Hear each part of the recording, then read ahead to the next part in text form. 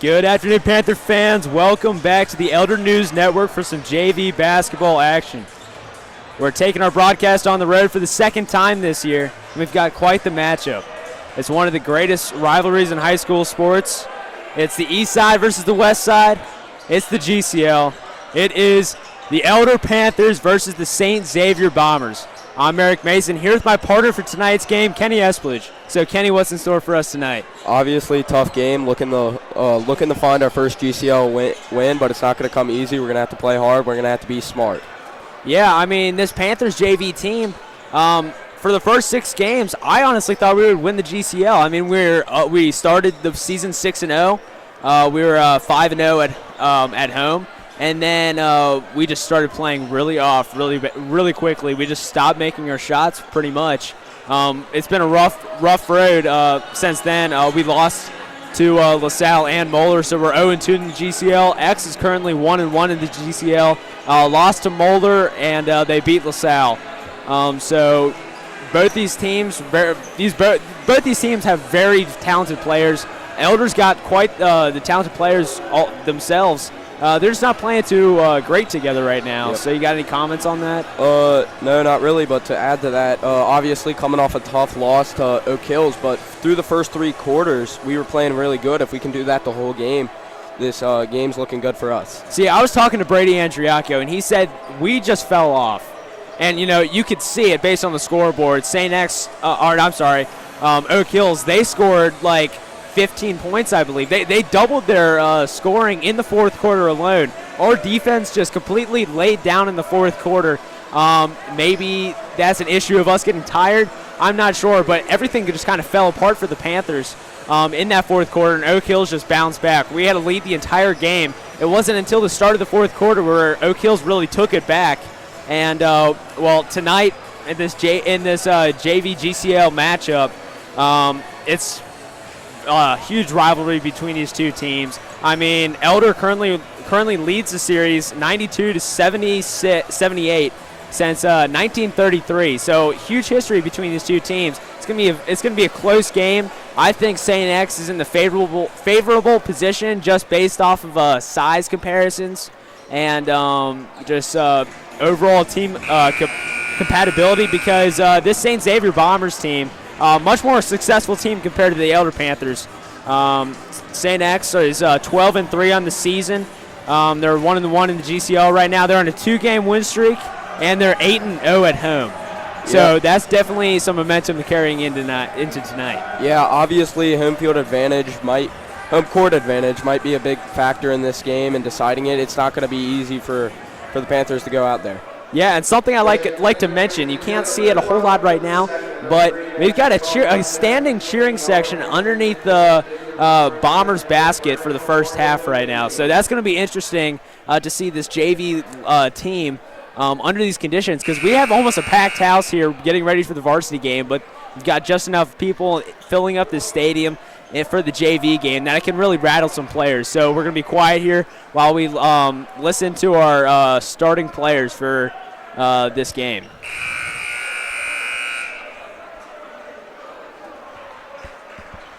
Starting today for the Panthers is number 5, Ben Scopes, number 13, Drew Wallace, number 14, Brady Andriacco, number 20, Andrew Mapp, and number 44, Chase Walpole.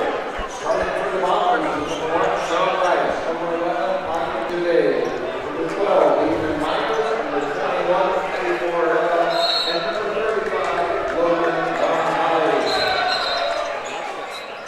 There you go. There's the starters for tonight, and there's some confusion on the floor right now. Refs are going to probably do a re-tip-off here. Yes, they are. It's going to be Von Holly against Ben Stokes to start off this GCL matchup in the Bomber Stadium, and Ben Stokes wins it, giving off to Drew Walligman. Walligman swings over to Walpole to start us off here, giving out to Andriacco at the top of the corner, swings it back over to Walligman. Ball's going to be in Walligman's hands, as he is generally the leading scorer for Elder. Great on defense last game, and there he is taking a 3-point shot, drains it. Drew Walligman for 3 points to start off this Panthers offense, 3-0. Yeah, great shot from Walligman, but another shooter we're going to need tonight is Andriacco. Saved by Von Hell, but that's going to be recovered by Andrew Paff, and he's going to throw it out of bounds himself. Pass was intended for Brady Andriaco and just slipped out of his hand there, trying to save it from going out of bounds. But Von Holly, he saved that one pass intended for him from going out of bounds, just went right to Paff and just had a little mishap there from the JV players. Myers takes a shot for three. He drains it himself, bouncing right off Drew Walligman's shot. 3-3 now in Bomber Stadium.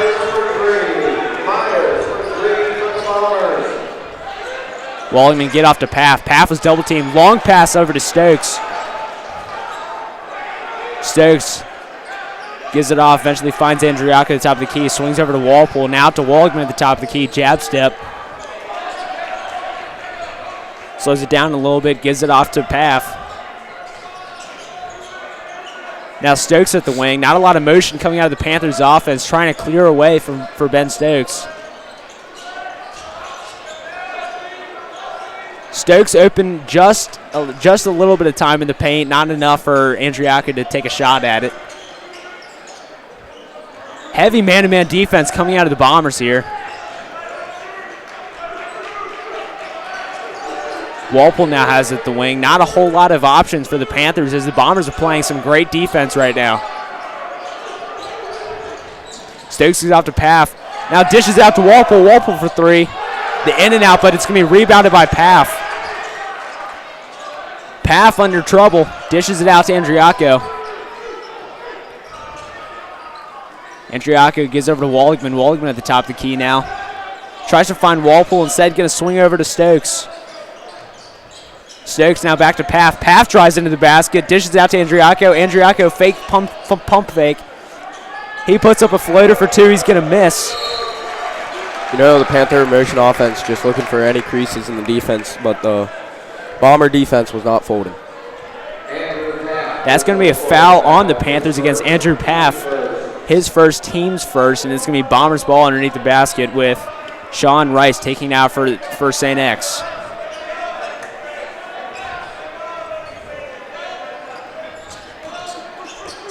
Xavier bringing it down the court, giving it off to Iba.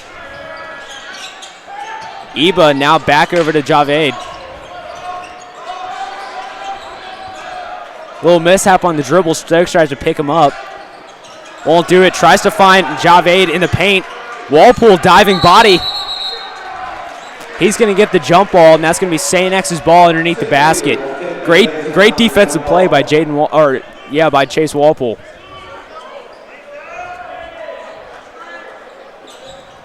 Xavier taking out for the Bombers, gives it off to Von Holly. Tipped off by Stokes, and Walligman's is gonna get the steal. Walligman slowing it down a little bit, letting the Panthers breathe for a sec here. 3-3 still with 3:50 left in the first quarter. Not a whole lot of offensive action between these two teams.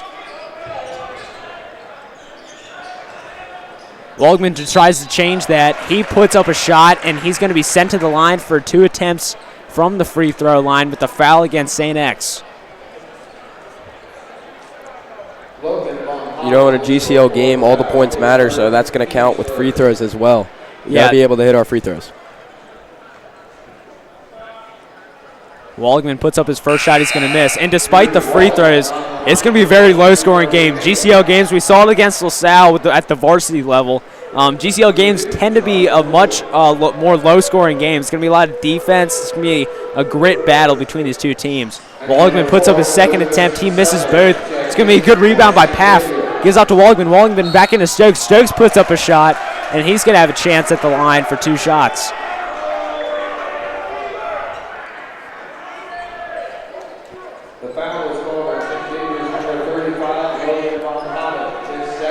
That's going to be against Logan Von Holly. It's going to be his second foul, both shooting fouls. Stokes, despite the noisy cheering section, puts up his first. 4-3 now with 3:35 remaining in the first quarter. Stokes makes them both. Myers taking out for the Bombers, giving it off to Roll. Roll over to Johnson. Johnson puts it up for 2 points with an underhand layup.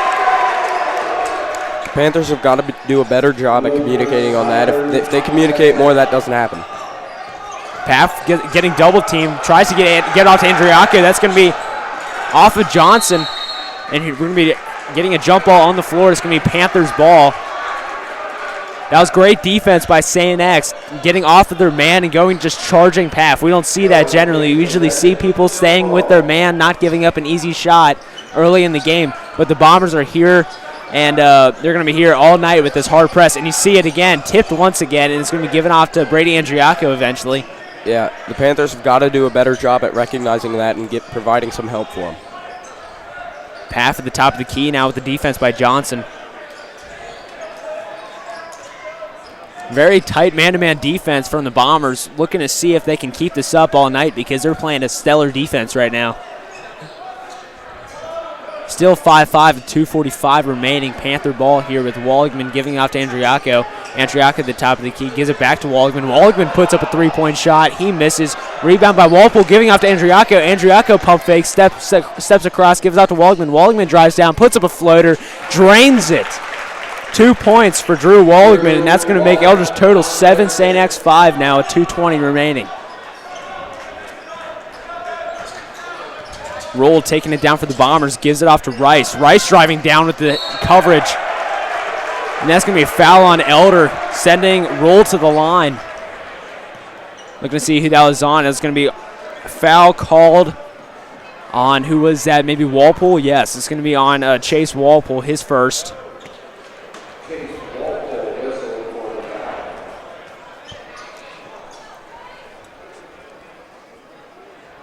Roll misses his first. We got some subs with Josh Bosom and A.J. Meyer subbing out Ben Stokes and Brady Andriaco. Yeah, obviously Josh Bosom rotating in more with the absence of Tyler Galbraith. Yeah, Porter Little and Marcus Long subbing in for the Bombers. And here comes Rule. He misses. It's going to be tipped off of the Bombers. Panthers ball with Meyer taking it out. 2:11 remaining. Elder still up by 2. Here comes another sub with Charlie Schroeder subbing out Chase Walpole. Cheering section giving him a lot of attention there. Eventually gives it off to Paff. Paff gives off to Meyer to the double team. Bosom now. Bosom's trapped in the corner, and that's going to be called out of bounds on Joshua Bosom. St. X's ball at the half-court line. Yeah, that was good heads-up play by Meyer to come down and provide relief for Paff, but Bosom just freaked out in the corner a little bit and was defended on all 4 sides. You know, this is great defense from St. X. We usually don't see this a whole lot, but it is really working in their favor, only holding Elder to 7 points right now. Yeah, I think they might have realized the amount of times we turned the ball over against Moeller and Oak Hills and deciding to try to make us freak out. Looks to be a foul called on Charlie Rule. It's going to be Panthers ball with Meyer taking it out. It's going to be his first foul of the game. Using his body there, trying to get to the basket, just a little bit too much aggression. It's going to be Panthers ball. Minute and 44 remaining. Elder still up by 2. Looks to be a quick foul called on Marcus Long, his first of the game. St. X is 4th. 1 more until they got the bonus in the first quarter. You don't generally see that, but with a GCL game, anything can happen, and especially a lot of aggression and a lot of fouls to follow. Bosom's going to get the ball stolen by Little. Little giving it off to Rule. Roll now swinging it over, giving it over to Johnson. Paff immediately picks up Johnson. Back over to Roll. Tipped by Walligman. Walligman's going to get a hand on. It's going to be called jump ball, Bombers ball. The Panthers right now are not being very strong with the ball. They got to find a way to secure it and be smart with it. No, and that source is coming up from Joshua Bosom. He's had 2 turnovers now, and he's going to be sitting the bench for a sec here as it seems to be Brady Andriaco subbing back in. Also, Jack Dunn checking into this game for the first time for the Bombers, subbing out the starter, Sean Rice. Minute 15 remaining. Elder still 7. St. X 5. And Xavier's going to get the ball stolen by Walligman. Walligman, long pass over to Schroeder. The shooter on the corner swings it back over to Walligman. Now over to Meyer. Meyer looks for a three-point shot. He's not going to take it. He drives down using his body. Step back floater, drains it. A.J. Meyer with 2 points, making Elder's total 9 now. St. X 5, 48 seconds remaining, and here comes Xavier. Walligman with the heavy coverage, eventually giving out to Rell. Saving stop by Schroeder, behind the back pass. Brady Andriacco is going to recover, gives it back over to Schroeder. Schroeder puts up a layup, and it's going to get stuck at the rim. Wow, you don't see that too often, but it's going to be a jump ball. Still going to be Panthers ball, though. And here comes Chase Walpole as a sub. You know, obviously, great hustle, great awareness by Charlie Schroeder to save that ball from going out of bounds and make a play. Tried to make a play going down there, just got unlucky. Yeah, Schroeder plays 3 sports, golf, baseball, and basketball, using as his athleticism there, barely keeping it in bounds. And then also almost putting up that shot, too. That pass going to be given off to A.J. Meyer, now over to Andriacco. 20 seconds remaining. Panthers are looking to make this the last possession of the first quarter. Walpole now with 10 seconds remaining, gives it off to Andriacco. Andriacco at the wing, slowing it down a little bit. Pick set by Paff. Now over to Meyer. Meyer, 3 seconds remaining. Got to get something off. He puts up a little floater. Looked like almost like an alley-oop. Andriacco tries to recover, but the buzzer's going to beep before he gets a hand on it. That's going to send these two teams off to the bench with Elder leading with St. X at home, 9 to 5. Yeah, obviously big going into the quarter with the lead, especially when you're traveling. But the Panthers can't get complacent. They got to put their head down and grind. Yeah, I mean, Elder, they're still a little shaky. St. X is a little bit shakier. That's why the scores is how it is right now. Elder's really playing good despite the environment right now. I really got to raise my voice because it's really starting to get loud in here. There's literally police on the floor right now. This crowd's really getting hectic. Standing cheering section on one side, expecting to fill both sides. I mean, for varsity, it's going to be a sold-out crowd. So by the time the fourth quarter comes around, it's going to be a loud environment for this JV game. Yeah, it's obviously going to take a toll on them, and it's not going to be easy. But if they do what they were coached to do this week, they can play through it. Yeah, I mean, where you say that they were coached this week, I'm sure that was going to be very much targeting Logan Vaughn Holly because he is the big man for the St. Xavier Bombers as he's at a 6'2", 190. You got some more players like that. They got about 6 or 7 guys that are 6 foot plus. That's just one. He's the starter. He was using his body earlier. He hasn't put up any shots yet, but his defense has been stellar so far. Starting the third quarter, number 23 is going to be on the court. I believe that is freshman George Kinney.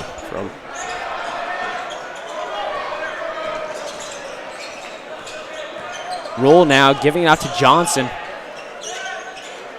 Johnson over to Kinley. Back over to Myers. Myers back over to Kinley. Kinley jab step. Sends it over to Johnson at the top of the key. Meyer all over him. Kinley now back over to Eba. Now over to Myers. Back over to Johnson. A lot more of a motion offense coming out of the Bombers as their offense was a lot more slower in the first quarter compared to what it is in the second quarter now. Roll now back over to Johnson, trying to look for somebody cutting to the basket, just passing it around the horseshoe right now. Yeah, obviously running something similar to what Elder runs on offense, looking for any chinks in the armor on defense.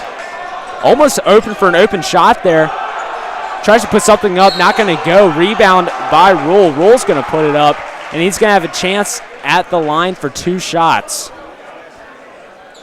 Looks to be foul called on Elder, not quite sure who that is. It might have been Chase Walpole.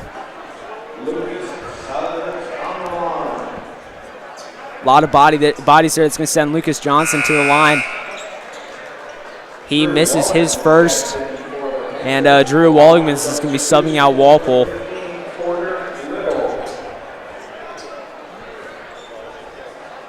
Porter Little checking in for the St. Xavier Bombers. And here comes Johnson. He puts down one of them.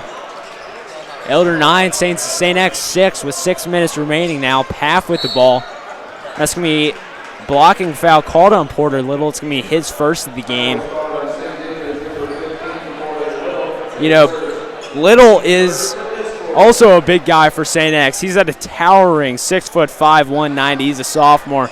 We're going to be looking at a lot of action from him in the paint. Not so much yet, but he's definitely got a big size on defenses. He's probably going to get a lot of rebounds along with it. Yeah, from his little limited time that I've seen so far, he looks to be one of St. X's more of the bruising type. Gonna power them down. Schroeder giving out to Andriacco, back over to Schroeder. Now over to Waldman at the top of the key. And also what you said there, you need more guys like Little, because in these GCL matchups, it's going to be rugged. It's going to have a whole lot of grit, and rough guys is going to take them all the way. As Paff takes it all the way, he gets an underhand layup for 2 points. Elder 11 now, St. X 6. 5 minutes remaining in the first half.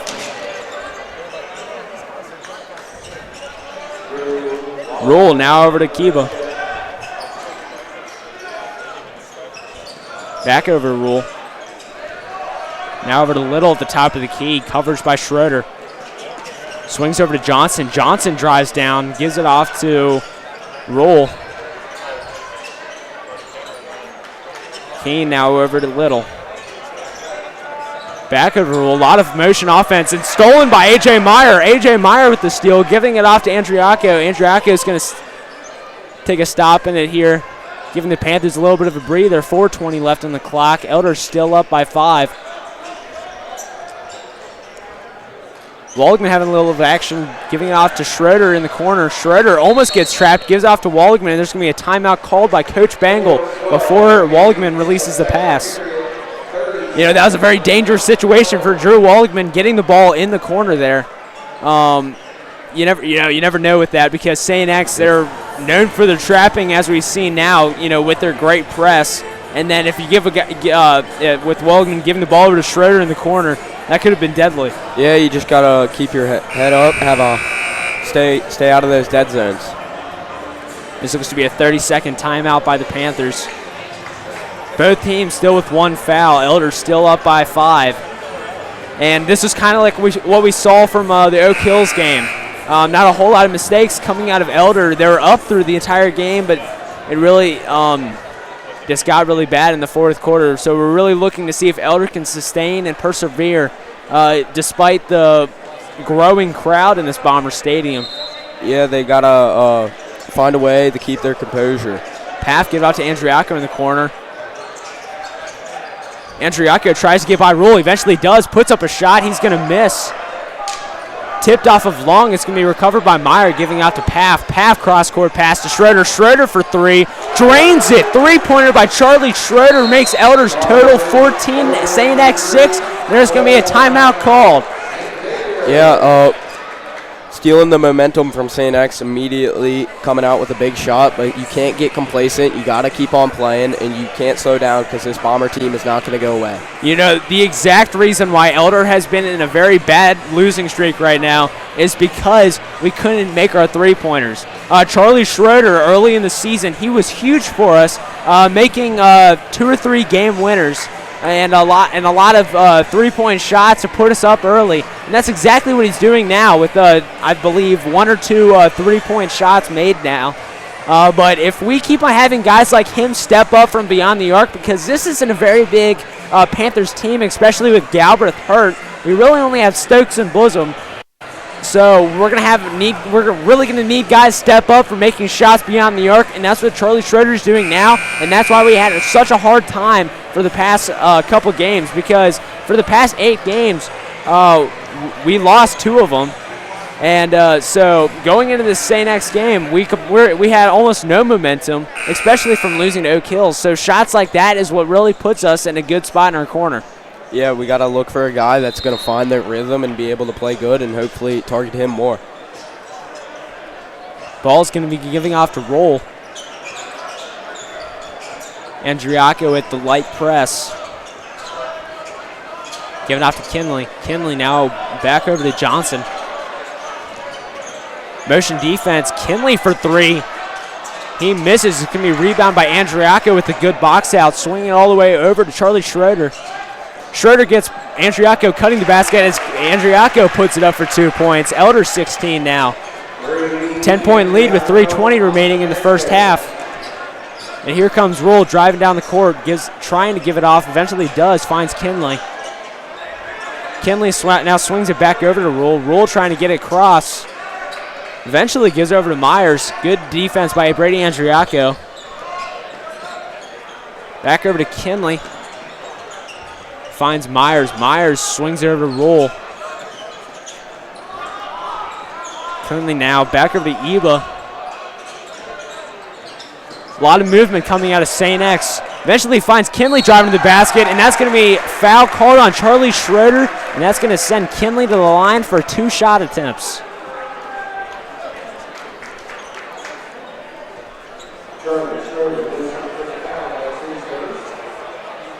That's going to be Charlie Schroeder's first foul today. It's going to be Elder's second. 3 more until the bonus. 2:45 remaining. Elder still up by 6, and here comes Kinley.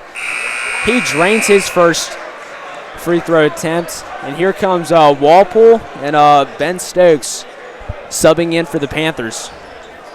And also the starter Sean Rice coming back in.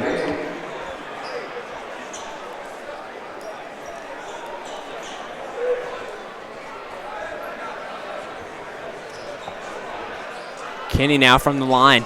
He makes them both. St. X cuts down Elder's lead to 8 now. 2:42 remaining, and Brady Andriaco gets the ball. Back over to Walpole. Eventually gets across the line. Gives it back over to Andriaco at the top of the key. Heavy defense coming out of Javade. 2:30 now. Walpole gives it over to Andriaco. Walligman now driving down a little bit, trying to find somebody open. Tries to find Andriaco cutting the basket, but that's going to be stolen by Johnson. Johnson giving over to Javade. Javade driving down the court with a lot of speed behind him.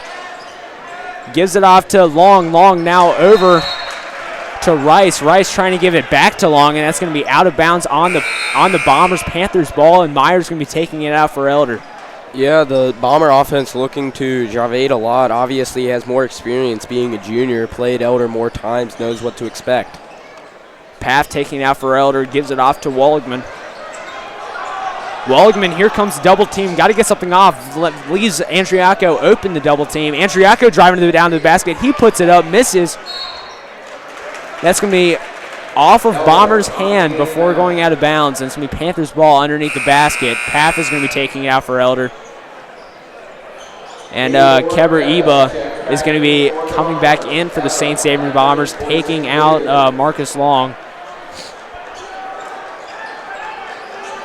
Few picks, trying to find somebody open underneath the basket, forced to give it off to Andriaco deep. Paff now at the top of the key, coverage by Javade. Now over to Walligman. Walligman looking for a shot at the corner, not going to take one. Walpole swings it all the way over to Andriaco now. Back over to Walpole in the corner, dangerous territory with the trap. Now over to Paff. Paff looking to drive to the basket again. Not going to do so. Gives it over to Walligman. Walligman for 3. Won't go. Rebound by Walpole. Walpole puts it up for 2 points. Great play by Walpole, recognizing where the ball was going to land, putting himself in a position to grab it and put up for 2 points. Elder leading by 10 with a minute and 10 remaining. Rice finds Kenny. Kenny now over to Javade. Eventually finds Johnson, almost stolen by Walpole. Heavy coverage out of the Panthers in the paint. There's going to be foul called against the Panthers. This will be foul called on Ben Stokes. It's going to be his first foul of the game, and A.J. Myers is going to be subbing back in, taking out Ben Stokes.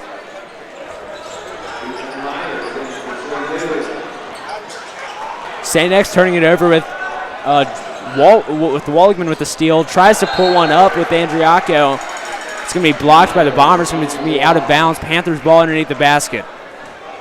50 seconds remaining. Elder's still up by 10. Elder's got to find a way to make the most out of every opportunity St. X is giving them, because they are not a bad team, and they're going to want to come back. Good tip coming out of Rice, sending it out of bounds. It's going to be Panthers ball in front of St. X's bench. But I like what you said there, because St. X is a very good team. You don't see a lot of mistakes like this, and a whole lot of opportunities are St. X is giving Elder. You're not going to see that for much longer. St. X, once they get on a roll, it's going to be a much closer game than it is right now. Paff at the corner now, 30 seconds remaining. Tries to drive into the basket, gets trapped in the paint. Through the legs, eventually finds Meyer. Meyer pass into Paff. Paff puts it up for 2 points off the glass. 23 seconds remaining. Elder up by 12. Javed getting off to Rice. Back over to Javed. Stolen by Meyer. Meyer driving down to the basket now. Uses his body, puts something up, misses. Rebound by Andriaco. 8 seconds remaining. Gives up to Walligman. Walligman puts it up. He misses. Gets his own rebound. Rebound by Johnson. And there's going to be a foul called on the floor. Looking to see, it's probably against Elder as it is. It's going to be Aqib Javed taking it out for the Bombers. Has to get something off. 1 second remaining. Deep shot. He's going to miss, and that's going to send these two teams into the locker rooms with Elder up 20-8. An unexpected end of the score for the end of the first half. St. X was really favored going into this game, especially with the successful season they've had so far, and Elder not so much. But Elder is leading by 12 going into the third quarter, and man, it's been quite a first half. Yeah, Elder just they can't let being up by 12 get into their heads and let them become complacent, because this team will come back if given the chance to. So Elder's just got to keep on doing what they're doing, being smart with the ball and minimizing turnovers. Yeah, I mean, last year, the freshman team last year, so this JV team the year prior, they allowed a whole lot of points at the end of the first half. And at the end of the game, they eventually allowed 65 points. That is way less than what it is now. So this team has really stepped up their offense since the last time they saw these guys when St. X was here. And JV last year, I mean, they lost 55-41. So Elder is in a much better situation to win going into the locker room. Coach Schoenfeld just passed us, giving us fist bumps. That's always cool to see. Wondering what his plans are drawing up against this St. X varsity team, because this JV team is looking promising, but the varsity team is looking a lot bigger, a lot better. But anyways, back to the JV game. You know, these guys, a whole lot of talent coming out of the Bombers bench. They got a lot of size off of Elder, but not a lot of whole shots made. I mean, St. X, a lot of mistakes. Elder's capitalizing. You usually see Elder making the mistakes, other teams capitalize, and that's what we saw against Oak Hills. That's what we saw against Cuff Cath a couple weeks ago. But if Elder keeps on limiting the mistakes and capitalizing off of St. X's, they're going to be in a great spot to win. Yeah, obviously they probably worked on that after the Oak Hills game, minimizing turnovers, not letting things snowball in the bigger plays than they have to be. And as you can see, the Panthers are doing a way better job at that. Yeah, I mean, defense wins championships, and that's what it's going to come down to, especially when these guys move up to the varsity level next year. So if they can continue to keep this defense for the rest of this game and keep St. X limited, their offense doesn't have to be the greatest. I mean, they're looking really good right now. Charlie Schroeder really stepping up from beyond the arc. You got Andrew Paff in there. Walkman using his athleticism, really just driving to the basket, putting up some two-pointers here and there. But it's really been Charlie Schroeder as the main guy right now. He's the main reason why we're up so much. He did not start originally, but Coach Bangle put him in, started on fire. He's going to probably keep him in the whole way through for the rest of this game. And so yeah, Kenny, any thoughts before we go into our halftime break? No, but we can't just let it rest on one guy. Somebody's got to also step up and bear some of the load with it to stay in to keep the lead, and whether that's a guy bringing the spark off the bench to bring some fire to this team and re-energize them, or that's somebody that hasn't done much in this first half that's starting. They've just got to find a way to have another guy get into his rhythm. Yeah, especially with the St. X double team, because they'll have a man, they'll bounce off their man, double team one guy, and really just overwhelm him. So with that, we're going to head into our halftime break. We'll see you in the third quarter with Elder up against St. X 20-8, and we'll see you in the third quarter.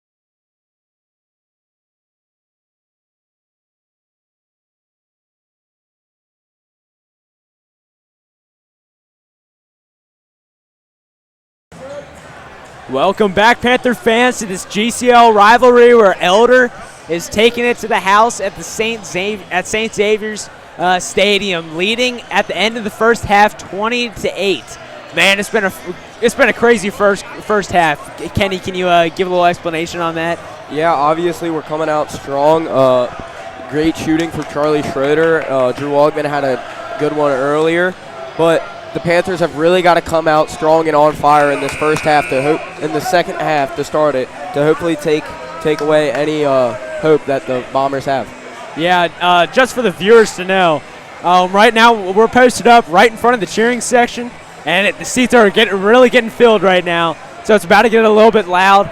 So I'd say turn down your volume a little bit because this stadium is about to go nuts. Especially going into the second half, excitement is going to be through the roof, especially leading into the varsity game, main event of the night. But this JV team has really put up a good show. I mean, Charlie Schroeder really putting up some shots. We got Drew Waldman on defense, along with Brady Andriacco using athleticism, giving off good passes, good cuts toward the basket, leaving guys open.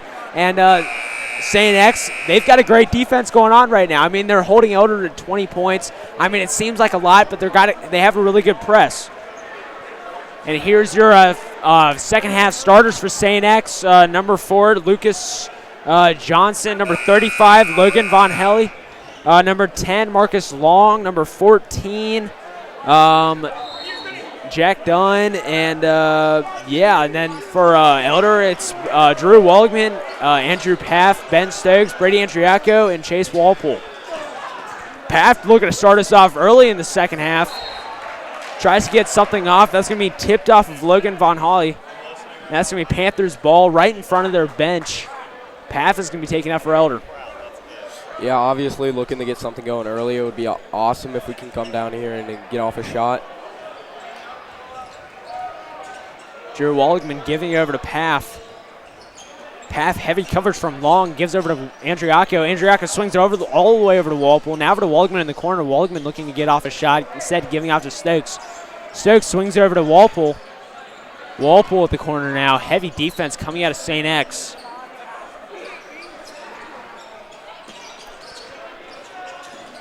Walpole now. Heavy coverage coming out of Von Holly. Swings over to Waldman. Waldman back over to Andriacco at the wing. Almost a minute's passed on this Panthers possession. Still no points scored. Waldman decides to change that up. Instead, it's going to be out of bounds called on Elder. It's going to be Bombers ball off of Waldman's missed three-point attempt, off of Andriacco. And it's going to be Charlie Rule taking it out for St. X.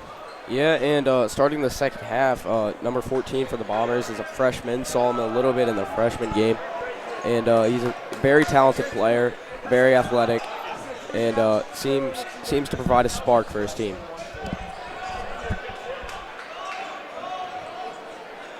Rule at the top of the key. Giving it off to Rice. Rice putting it up. He gets 2 points. St. X with some good cuts there. Eventually puts up 2 points, cutting Elder's lead down to 10. Pass intended for Chase Walpole from Ben Stokes. It's going to be overthrown. Bombers ball near half court with Charlie Rule taking it out.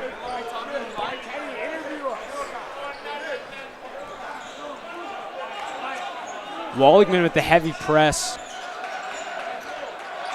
Almost steals it. Walpole almost gets a hand on it. Eventually gets off to Von Holly. Von Holly using his size, puts something up, gets the and one. And Bombers cheering section is going crazy right now. And Logan Von Holly is going to have a chance for a three-point play after this free throw attempt. This is exactly what the Panthers did not want to happen coming out of half, but they've just got to calm down, do what they were coached to do all week, and keep on doing what they were doing in the first half, and that'll lead them to a win. A.J. Meyer subbing out Ben Stokes.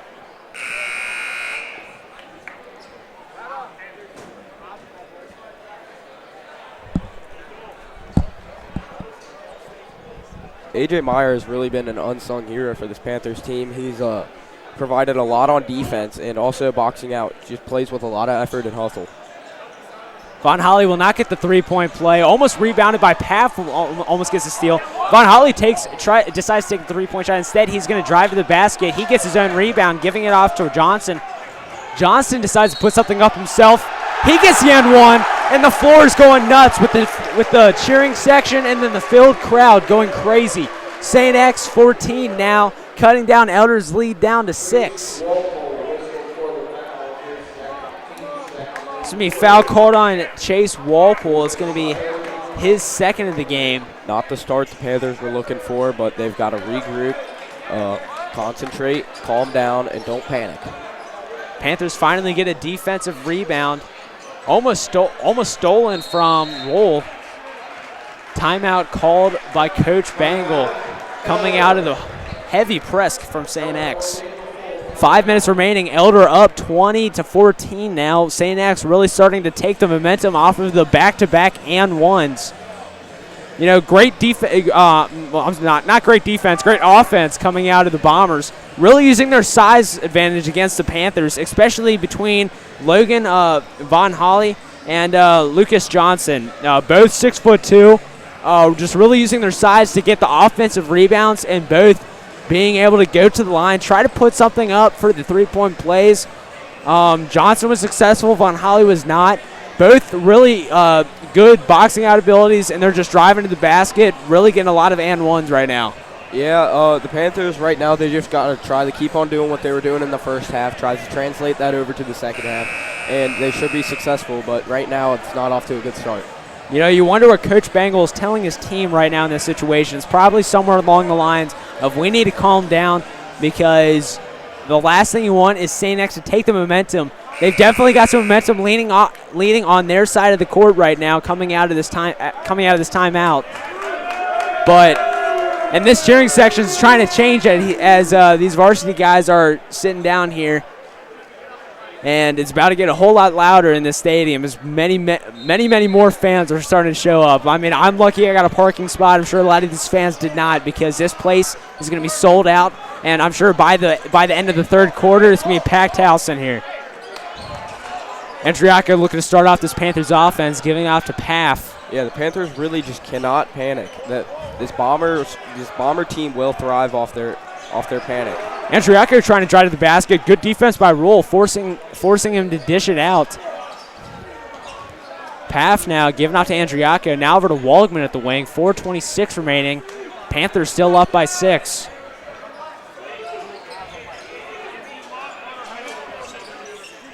Now over to Meyer. Back over to Waldman at the top of the key. Now back over to Meyer. Meyer tries to drive down. He trips. Gives out to Paff before he falls. Paff pump fake, dishes out to Andriaco. Andriaco drives in, spin move, tries to put something up. Good defense by Bombers, and that's going to be an and one for Brady Andriaco. He's going to be sent to the line for a chance at a three-point play. 22-14 Elder. That's really good for the Panthers. Hopefully can provide the spark that they need to get this second half on the way.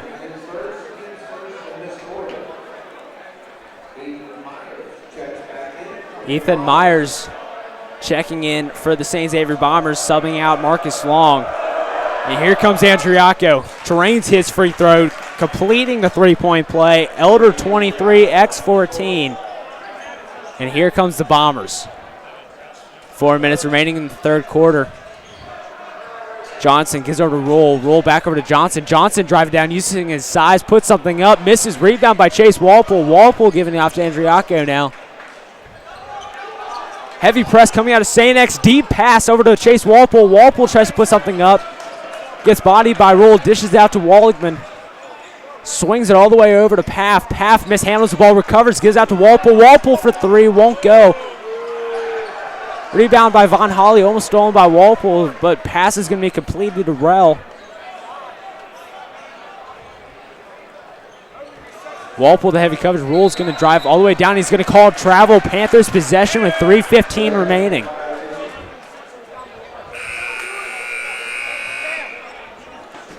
Obviously, the Panthers need to capitalize on any opportunities given here.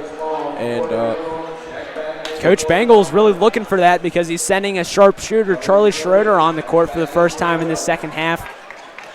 Giving him a little bit of an extra halftime break. 3:13 remaining. A lot of shooters on the floor. Andriaco, Paff, and Schroeder. Walpole's more of a big man, trying to get some more shots, trying to get some momentum going into the fourth quarter. Walpole slows it down, gives it off to Andriaco. Now over to Waldman at the corner. Brings Long all the way up, tries to drive down, gives out to Paff. Paff for three, won't go. Rebound by Walligman. Walligman facing the adversity of the cheering section and the very aggressive St. Xavier Bombers on the court right now. Walpole gets the ball at the other side, brings it to the top of the key now. Coverage by Von Holly. Von Holly gets Walpole to break three, almost gets the and one, but falls out the other way. But Chase Walpole is going to be sent to the line for 2 attempts for some points here. 2:26 remaining. Elder's still up by 9. Yep, would be great. And like we said earlier, free throws are going to play a big part in this one. Chase Walpole makes his first. And number 12, Ethan Myers, is going to be checking back in, subbing out Marcus Long for the Bombers. Another thing is, this Panther offense isn't going to get any help. As you can hear, the cheering section is right there. Our cheering section's backing us up, and Walpole makes both of them. It's about to get a whole lot louder here as St. X has almost filled up both sections now. This is going to be a foul called on Walpole. It's going to be Bombers ball at half court.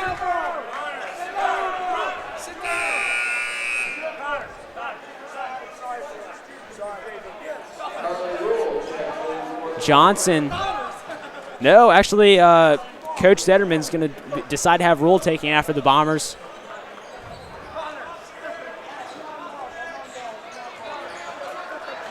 St. X trying to get some motion out of this, coming out of this offense. Heavy coverage from the Panthers. The Bombers are going to throw it out of bounds, and it's going to be Elder's ball underneath the basket with Path taking it out.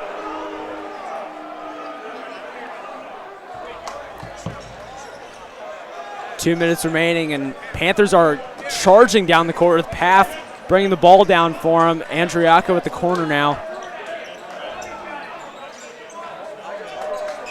A lot of cuts coming out of the Panthers, trying to get somebody open. Forced to give it to Walpole deep towards the half-court line. Walpole driving all the way down, gives out to Paff. Andriaco for three. Brady Andriaco drains his three-pointer. Elder 28, St. X 14. Elder's doubling St. X's score with 1:30 remaining in the third quarter. Ball's given over to Myers. Myers for three, almost makes it. That's going to be out of bounds on Elder. A lot of Panthers fans thought that was out of bounds on Lucas Johnson. Seems like he got the last hand on it, but not. It's going to be Elder's out of bounds with St. X taking out underneath the basket, and it's going to be a 30-second timeout called by St. X. Yep. Elder 28, St. X 14. Less than a minute left in this third quarter, and man, it's really starting to ramp up on offense for both sides of the ball. Yeah, you see Elder slowing down, trying not to give St. X a lot of time to come back to this one, and they're just looking for smart shots. Yeah, and that's what you want. You don't want to be throwing up the ball, giving the other team opportunities to take the ball down themselves. Elder really struggled with that a lot throughout the past couple weeks. Really forcing shots. Elder is taking very good shots right now. We saw that there with Walpole driving down. Instead of putting up a very risky and contested shot, he gives off to Paff and leaves Andriaco open for a three-pointer. That's how they got their 3 points. I guarantee you 2 weeks ago, Walpole would have been taking up that shot, maybe would have made it, or maybe missed it, and we'd be in a much different situation now. Johnson drives down, underhand layup, misses, rebound by Meyer. Meyer deep pass over to Paff. Paff driving down a little bit here, looking to pick up the pace. That's going to be a called foul on Andrew Paff, and the cheering section behind us is not liking the call at all.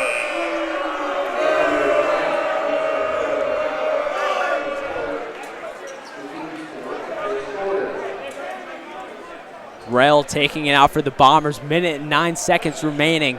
as Elder still has the score doubled against St. X. Myers gives off to Rell. Roll over to Johnson. Johnson back over to Von Holly.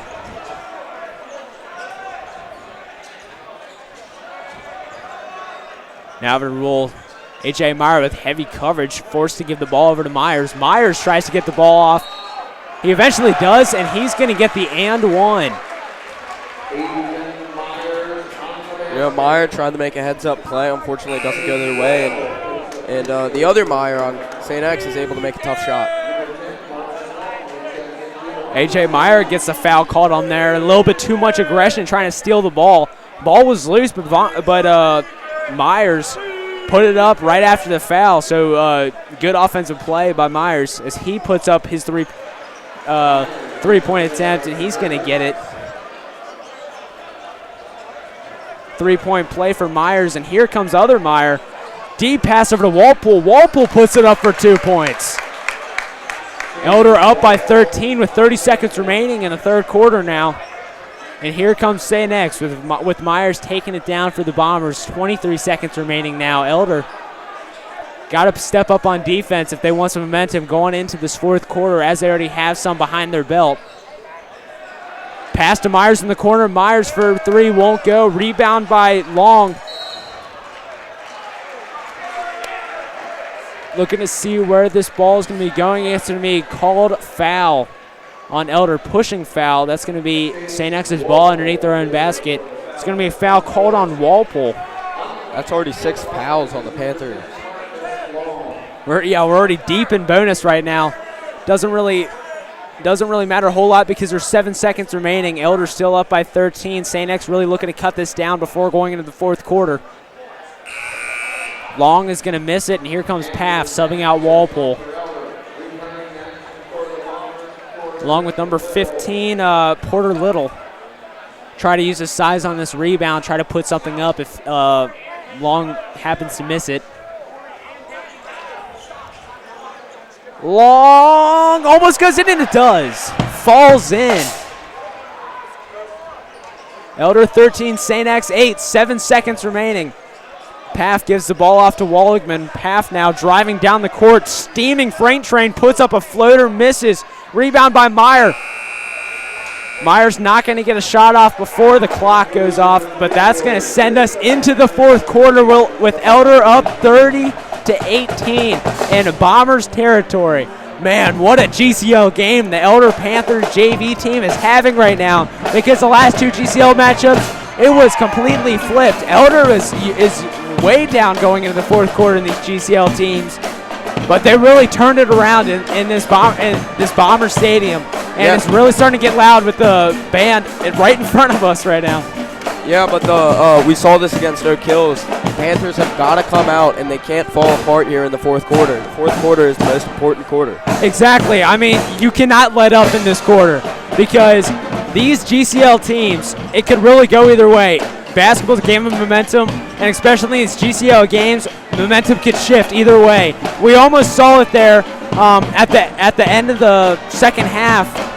St. X almost was really starting to take momentum back. Really in the beginning of the third quarter is where we really saw it. It really became a close game then, but Elder took it back, and now we're at the score that we are now, 30-18, Elder up by 12, and it's been one exciting game. If Elder can find a way to come out of the fourth quarter hot, that would take away hope from the Bombers, allowing an easier fourth quarter. Yeah, you really need some quick shots coming out of Elder here. Really just put this game out of reach for the Bombers, because this St. X team is really known for crawling back into games. We see it in football all the time, especially in baseball too, when we play these guys. This school and this team, along with this basketball organization, is known for coming back in deep losses. As St. X is going to put one up for 2. Cuts Elder's lead down to 10. Quick shots coming out of St. X. That's going to be a called travel called on Andrew Paff. Coach Bangles signaling to just calm down, slow it down. It's not the end of the world, but it will be if we continue to make mistakes like that.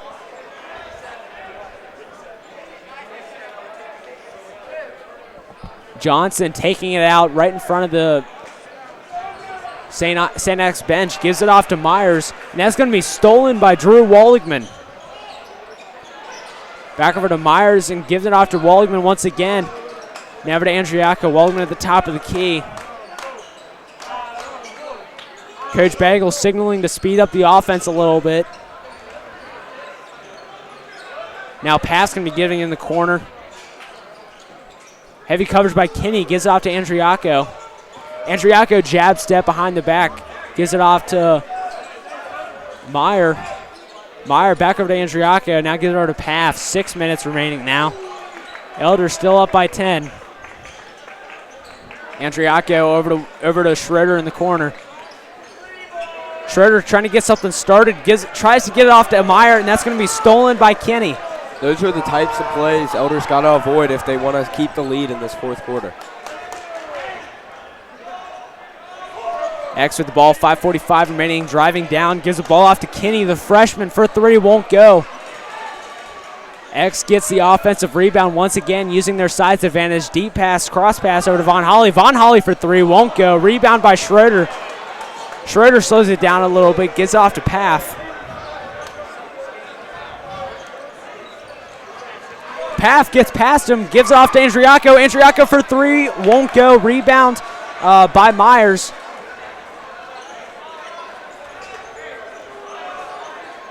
Good shot attempt by Brady Andriaco, just didn't fall in. Coach Schoenfeld says that all the time. It's all right if you're not making the good shots. And that's a three-pointer by St. X. This freshman on St. X, number 14, seems to be stepping up big time in this one.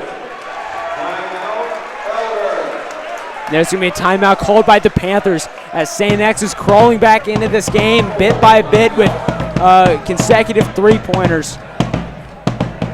And Elder, now their lead's cut down to 7. And it's really starting to get close, and it's really starting to get rowdy here with this band showing up and this varsity crowd really just filling up the stands. St. X is really filling up their cheering sections now, really setting the scene for the end of this JV game and the varsity game after this. But man, you really need some guys to step up on Elder's offense because they haven't gone without many points in this fourth quarter. Yeah, been relatively dormant, but like we said earlier, we need another player to step up and start making some shots. Yeah, it can't just be Schroeder. I mean, Andriaco, he had a great game last game. He was 5 for 3 from beyond the arc. We really need some more shots out of him like that. Because if Elder wants to sustain this lead, they really got to put up some more shots and we're best from beyond the arc because we don't have the size behind us. But we got a lot of motion coming out of our offense. So if we can find a guy open with a good cut and a good pick, who knows, we might be able to put some up for 2. But we really need to start making some shots here. The biggest thing that we have to avoid is early turnovers. As long as we waste as much time as possible and don't let St. X back into this one, we will be fine. Full court press from St. X. Drew Walligman having some trouble. Eventually gives off to Schroeder. Schroeder over Meyer. Meyer at the corner instead to slow it down. Body's on the floor, slipping a little bit. Meyer now gets the double team, gives off to Schroeder. Schroeder over Paff. Paff drives into the basket using his athleticism, and he's going to get a called foul, I believe. It's going to be a called foul. Panthers ball underneath the basket. It's going to be a foul called on Charlie Rule. It's going to be very hostile for Paff to take the ball out right in front of the cheering section.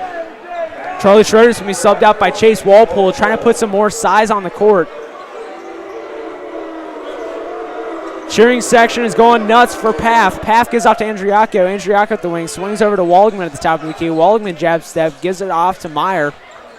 Meyer back over to Walligman. Walligman trying to find somebody, eventually finds Meyer. That's going to be a foul called on the freshman number 14 for the Bombers. Obviously, Panthers have got to be strong with the ball here and try to take as much time off the clock as they can. Paff trying to do that. Gets trapped for a second there. Andriaco now gets double teamed, trying to escape. He eventually does. Tipped off by Long, but recovered. Ball's swung all the way over to Walpole now. Meyer at the wing, gives off to Walligman. Walligman with coverage by Kinney, drives down, contested layup, and he gets the and one. Oh no, it's a charge by Walligman. Coach Bangle is not liking the decision by the refs at all. Neither is his cheering section behind us, but I'm telling you, St. X's cheering section blew up because they love that one. Coach Bangle is furious with the refs right now, calling a flop by St. X as it was. Man, you really hate breaks like that. But it sucks. You got to bounce back, and here comes St. X. 3:40 remaining as they put up an underhand layup. Coach Zesterman immediately calls a timeout after that, 2 points by 14. These freshmen really stepping up for the Bombers as St. X cuts down Elder's lead to 5 now. Yep, and obviously it's about to get a whole lot louder in here. And the Panthers have got to find a way, like they did with that last possession. They drained a lot of time off the clock. They just got to find a way to put up points at the end of it. Yeah, and that's exactly what you got to do. You got to drain the clock, you got to make some shots, and you got to make a whole lot of stops on defense because this St. X team is really starting to crawl back. Yeah, obviously a call that didn't go their way ended that one, but it would have been great if that would have went our way. This crowd is really starting to set the scene for this end of the JV game. Elder still up by 5 coming out of this timeout, but St. X has really stolen the momentum. But Elder's got to steal it back.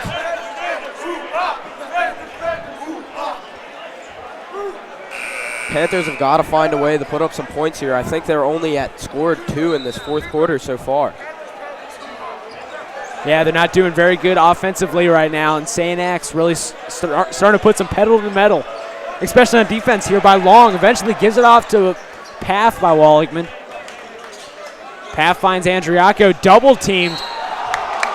That's going to be called foul on Long, and Coach Pete Zesterman is not liking the call. Yep. Cheering section behind us trying to get in the opposing team's head, make it easier for Panthers down there. Yeah, the portable pit is behind us, raging right now. Paff gives out to Andriaco. Andriaco stops at the three-point line. Almost stolen by Von Holly, but that's going to be a called jump ball. Elder's ball, though. In a tight game like this, you've got to be strong with the ball. Yep.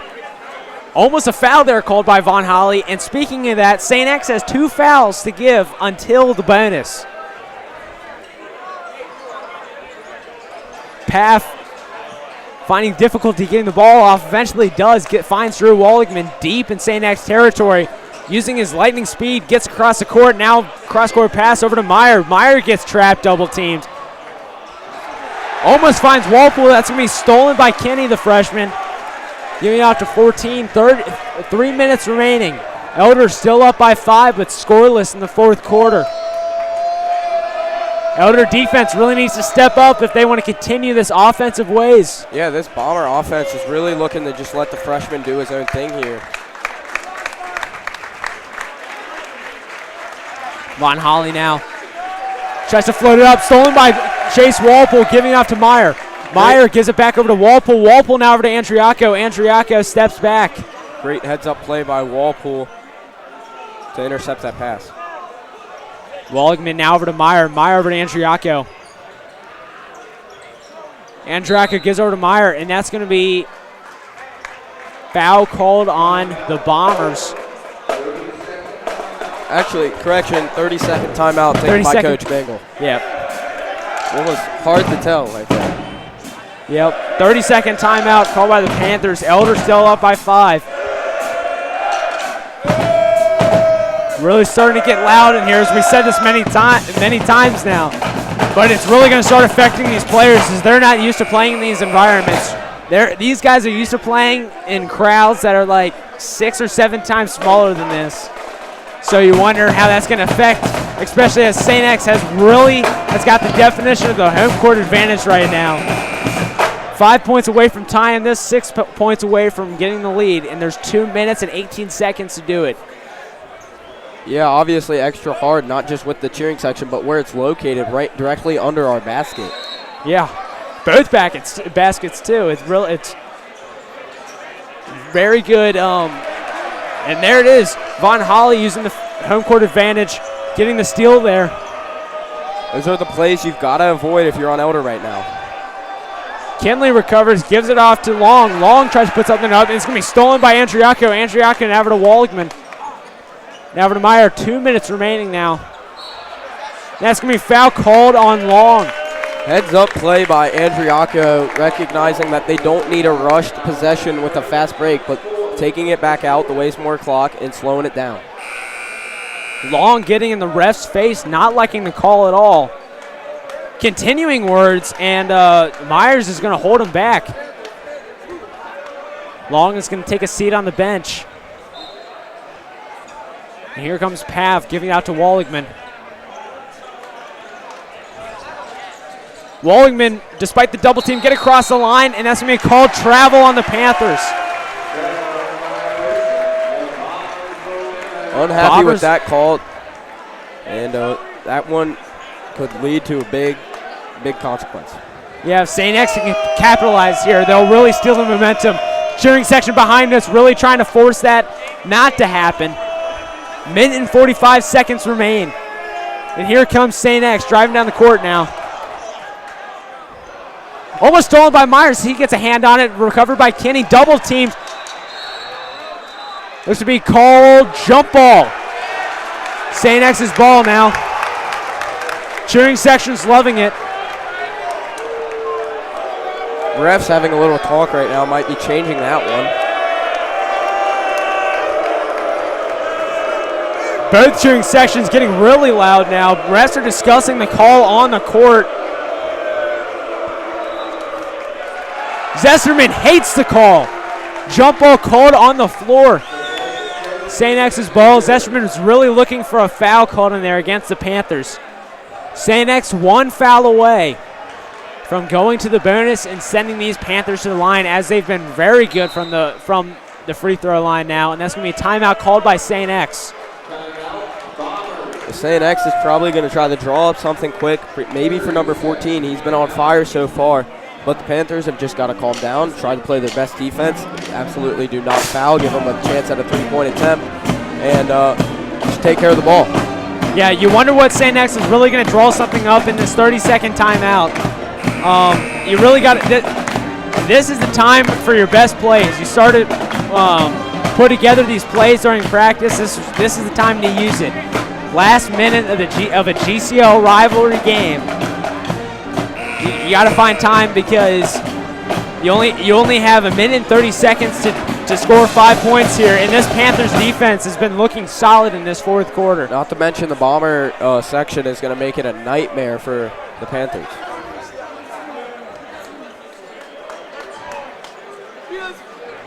.14 taking it out for the Bombers.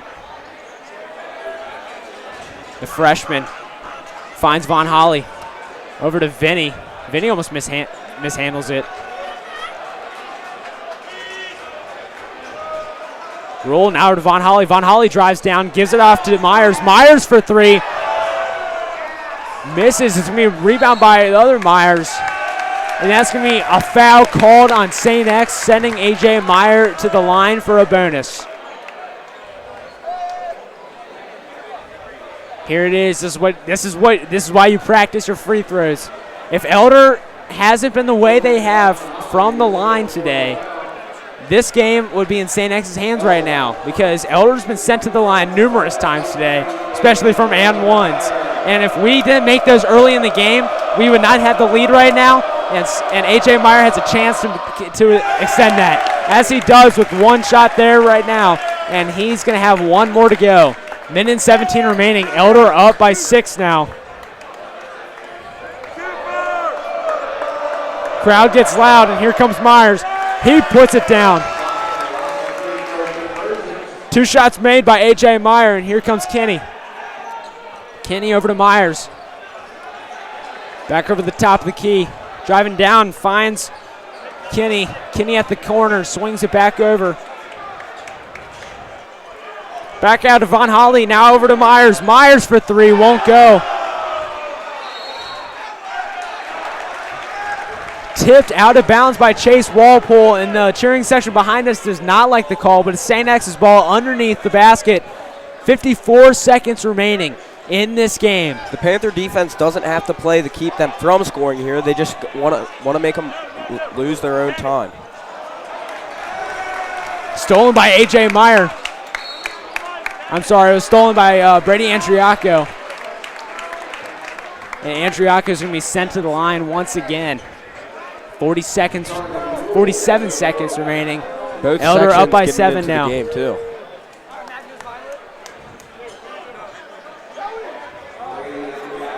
These free throws are going to be a bit harder than normal ones, especially with the Bomber section right under the basket. Yep. Here comes Andriaco missing his first. This is the first time Andriaco makes an appearance from the line, so as you said, this is his first time experiencing a cheering section right underneath the basket. Here comes Andriaco making his second attempt. 33-25 now, 46 seconds remaining. Bombers really have to put some points up on the board if they want any chance of tying this or winning it. Von Holly puts something up. Myers is found in the corner. Myers for three, won't go. Rebound by 14.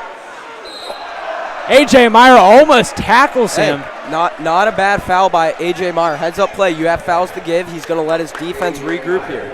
Yeah, and fouls to give, you got 3 of them, so you got 2 more to go before the. You just can't make it a shooting foul. Yeah, you don't want a shooting foul there, giving St. X extra opportunities to put some points on the board. 34 seconds remaining. You're in a good attempt. Here comes 14. Misses. Rebound by Kinley. All right, if you're Elder right now, you got to be a little more cautious with the fouls you're giving. Yep. Foul on Elder. It's going to be St. X's ball underneath their own basket. 8 points to tie. Finds Von Holly in the corner for 3. Drains his three-pointer. Von Holly cutting down Elder's lead. Confusion. He might have been on the line. Trying to figure this out. Or confusion on the court, yeah. I believe it was a timeout taken by St. You wonder if the 3 points counts, though. They're resetting the game clock to 23.5 seconds. It looks like the three-pointer counted. St. X is still up by 5. Band is really starting to get rowdy now. Elder 33, St. X 28. Elder's really just got to contain themselves with the fouls. You've got to lead with very little time remaining. 23 seconds, actually. Well, and if you're Elder, you want to put the ball in the hands of your best free throw shooter, which right now is A.J. Meyer. Yeah, I mean, I'm guessing it's Elder's ball coming out of this timeout. And you're expecting some fouls coming out of St. X. And if Elder can continue to be successful from the free throw line, this game is going to look to be very much out of reach for St. X. Both teams coming out of their timeouts now. You wonder what Coach Bengal's drawing up. It's probably some type of a press break play because you are going to be expecting a full court press coming out of St. X as they've had one for the entirety of the fourth quarter. Hasn't been a problem since for Elder to break this press. Never know announcer's jinx. Gets it off. Waldman trapped in the corner. Almost turns over the ball. Diving bodies all over the floor. Heads up play by Andrew Paff to call a timeout on the floor there, not let it go to a jump ball.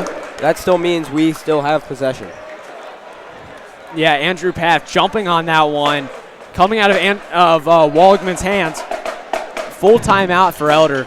Not good, but you don't want to send the ball into the corner because that's where you have 4 defenders, those 2 sidelines where they meet, and then also they're going to look the trap. Yeah, I mean, St. X has been successful from the middle of the court for the traps, let alone the corner. So you want to keep it out of the corner. We're probably maybe going to see some deep passes coming out of Elder, but they You don't want to have it be irrational passes.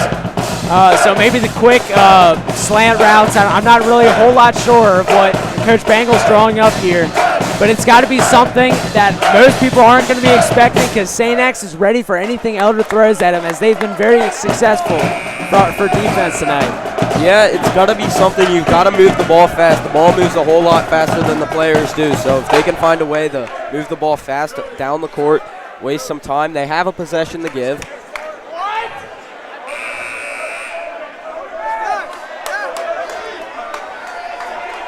And here comes the Panthers. 17.2 seconds remain.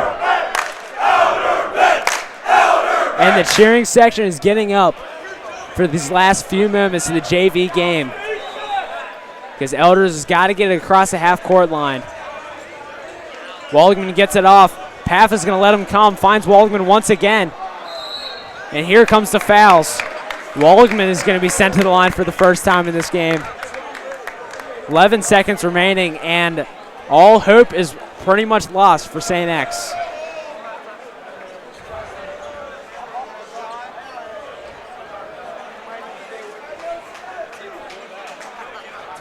Waldman now from the line.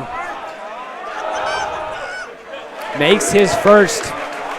Elder now up by 6 with 11 seconds remaining. The second one's even bigger because then the Bombers would have to take it out and have to travel the full length of the court. Waldman misses his second one. Rebound by Rule. Gives out to Von Holly. Von Holly storming down the court. 6 seconds remaining. Shot by Myers. Myers missed. It's going to be rebound by A.J. Meyer. 1. Elder wins. Elder JV wins in St. X's territory. Despite the obnoxious cheering section, Elder JV puts away the adversity and drains many three-pointers, especially coming out of Charlie Schroeder, to win 34-28 against St. X at home. Man, what a GCL game we've seen. Oh my goodness, you don't see this a whole lot, especially in the past couple weeks from this Elder team. This is the team that you expected to see early in the season, coming out of the 6-0 start.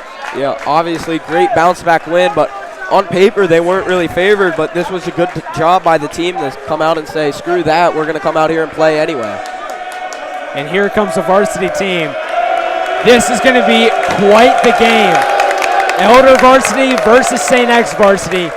I mean, St. X was expected to win in that JV game. They might. Some people say they also will in the varsity game. You never know. It's a GCL matchup. That JV game was the definition of GCL rivalries because Elder facing adversity in this packed house. Yeah, but this varsity team has also been doubted since the beginning of the season, but they're just a team that bought into the idea that they can still win, and they've played hard all year. It's going to be a good game. Yep. Elder JV putting together a masterful game. Working together as a team. You got a few guys stepping up, especially Charlie Schroeder on offense. You got Andrew Paff on defense, making passes here and there. And it's been insane for Elder JV. So, Kenny, you got any more thoughts before going into this varsity game? No, just a great win from the Panthers. Great way to bounce back. Yep, and that's it. I'm Eric Mason, here with my partner for tonight's game, Kenny Esplich. Stay tuned for the varsity game at 7:30, and we'll see you later.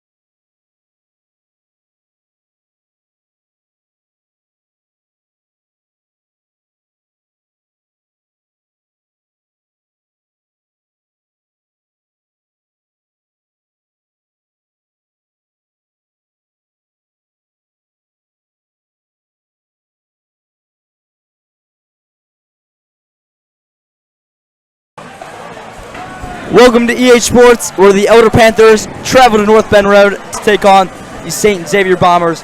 Both teams coming in this game 2-0 in the GCL. Have a big matchup tonight. Winner of this leads the GCL halfway through conference play. Yeah, it's going to be a very big matchup tonight. St. Xavier Bombers are currently ranked as the second best team in the state right now, behind the Aiken Falcons, and the Elder Panthers are on a 10-game win streak. They're absolutely buzzing. The student section here for both teams is going absolutely nuts for the JV game.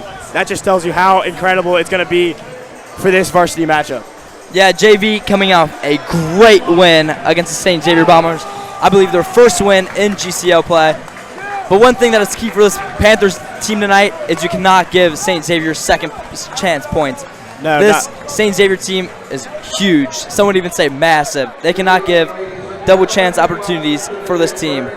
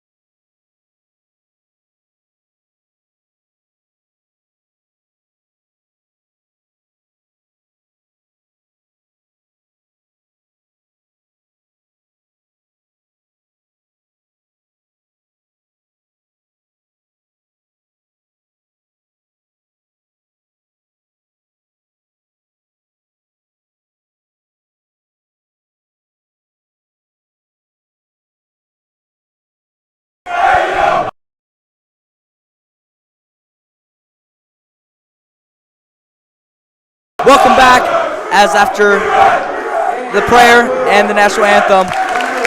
Here we have the starting lineups. We have Caden Estep, Cam Williams, Jaden Wapple, Alex Dugan, and Dylan Palicki for the Panthers.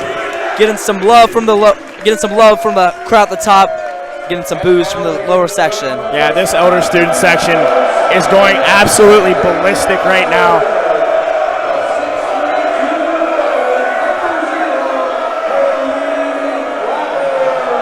And for the Bombers, you have Kobe Clapper, Brendan Dealey,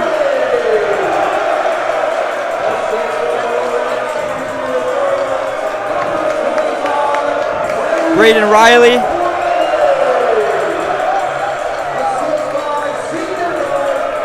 Donovan Walskowski, and Jacob Wassler. You have Jacob Wasser standing at 6'11".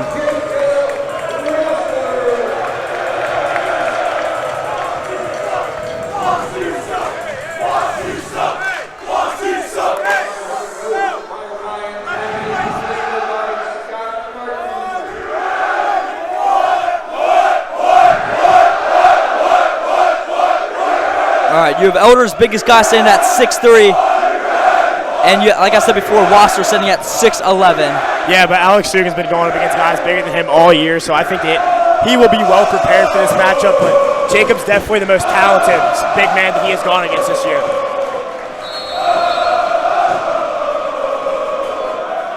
And to no surprise there, Wasser won the tip-off. Panthers starting off with a little man.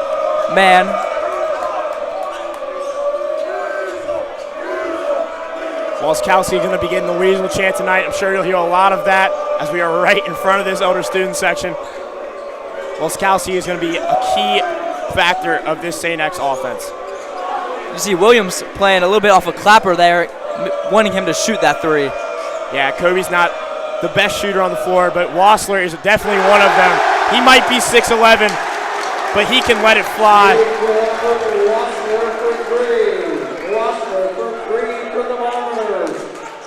The Bombers definitely needing to put a high hand up in the Panthers' face, especially right there, Dylan Palicki, one of the best three-point shooters in the GCL. Yeah, Dylan's been getting off to hot starts for the Panthers the past couple of games. A lot of threes for him.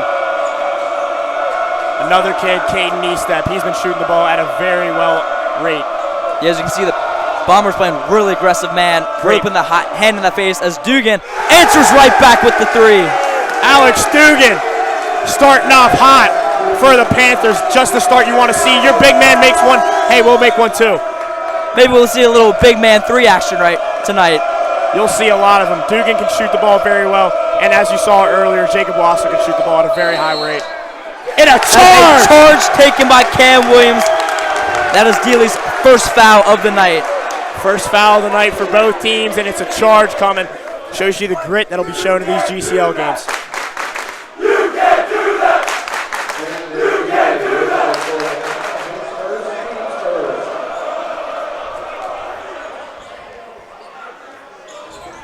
Whoa, good move by Eastep. Eastep goes up over Wassler and scores over two Bomber defenders. Extremely tough basket. Eastep makes Dealey touch the floor on a crossover and then puts up a floater over Wassler. Tough shot, but that kid makes it. Another Wassler again. Same spot, no good. Rebounded by the Panthers, and they are running. Panthers can't keep letting Jacob Wassler get comfortable. Williams takes him himself and scores! Cam Williams going up strong over the big man. Panthers lead 7-3 with 5:44 left in the first quarter. There you see again, Cam Williams going to give Kobe Clapper all the room that he wants to shoot it. Clapper now drives in, using a size advantage on Williams. And there he is with the wide open three, no good. And Wassler hits the ball out of bounds, Panthers ball. There you see it, Cam Williams letting Kobe Clapper shoot that ball for a reason. Great box out there by Alex Dugan. Yeah, very good job, Jacob Wassler. I mean, we're going to keep mentioning it a lot tonight. 6'11" over Alex is going to be a very big difference. Oh, Cam might have got punched in the face there.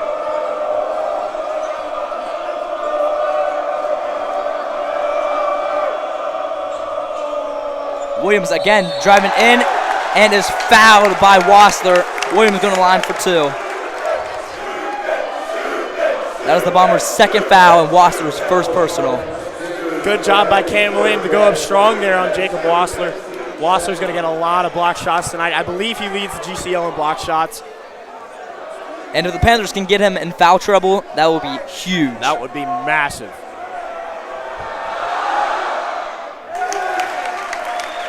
One for Williams.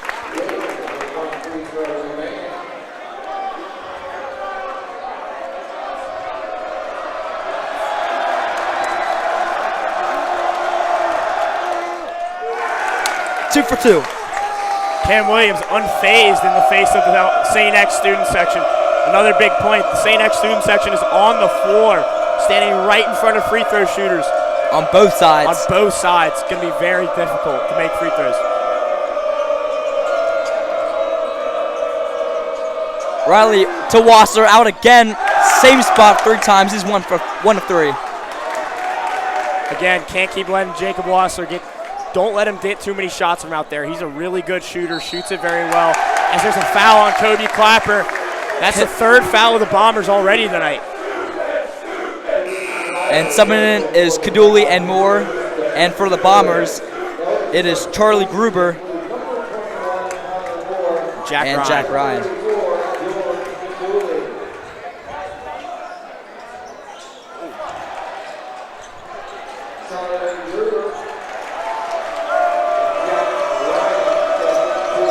Turnover by the Panthers, up 9-3, 4:25 left.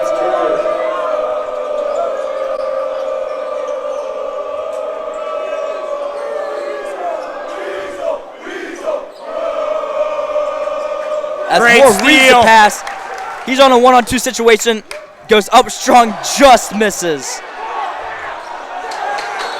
And the ball is back to the Panthers.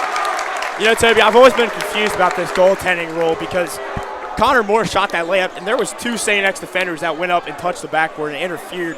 That could have interfered with that shot. I've always been very, confused about that rule.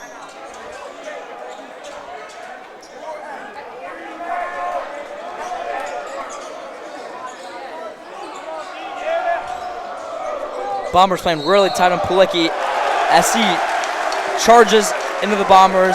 What a take. Great job by Braden Riley. Get in front of Dylan Palicki. Set up strong. As Wapple and Dugan are subbing in for the Panthers. And Liam McGeady is subbing in for the Bombers. Panthers going with the full court press now after playing half-court man to start off the game. Yeah, Jaden Walpole, one of the best defenders in the GCL, which makes him one of the best defenders in the state as well.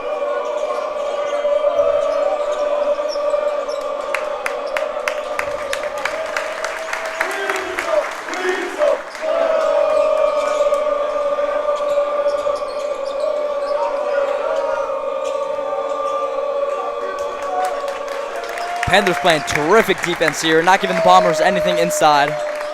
Cam Williams nearly got himself a steal there. There he gets it there. Jaden Walpole in the fast break now. Kicks it out to Williams. Left corner 3. No good. And tipped out of bounds, I believe, by Walskowski, and the Panthers have the ball again. I tell you what, if Cam Williams would have hit that 3 ball, I think this roof would have came off.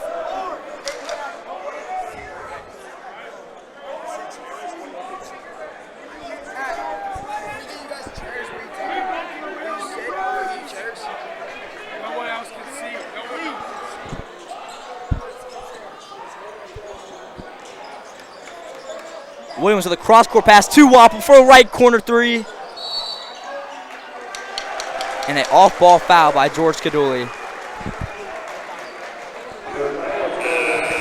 Palicki subs in now for the Panthers, and Luke Source and Wasser are back in for the Bombers.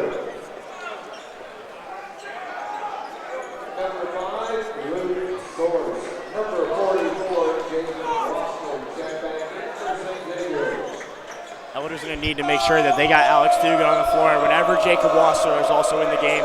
Connor Moore is a big player, but he's not. Oh, a miscommunication. He's not, like I was saying, he's not quite big enough to deal with Jacob Wasser. Yeah, once Wasser's off the floor for the Bombers, the height difference goes pretty equally to both teams. Yeah, Donovan Walskowski, he's still 6'5", so he's going to be dangerous, but he's more of a guard compared to Jacob. Great defense right now from the Panthers. As they find Wasser inside, and he goes up and scores. Wasser with all 5 points for the Bombers. Yeah, that's going to be one of those times you can't really do much about that. Jacob Wasser, 6'11", throw it up over him.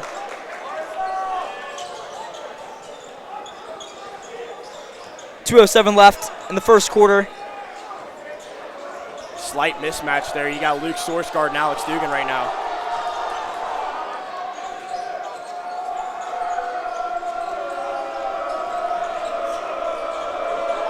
as Connor Moore takes it himself on Wasser, and one for Connor Moore. Great finish by Connor Moore. Jacob Wassler went up there with two hands, nearly swallowed up the entire backboard. And that is Wassler's second foul of the quarter. Yeah, that is huge for the Panthers. Like we mentioned it earlier, if the Panthers can get Wassler into foul trouble, he's not going to be on the floor as much, and that'll mean that either Braden Riley or that will mean either Liam McGeady will have to be playing the big man for the Bombers. Connor Moore does capitalize as Esep and Williams sub in for the Panthers, and Walskowski subbed in for the Bombers.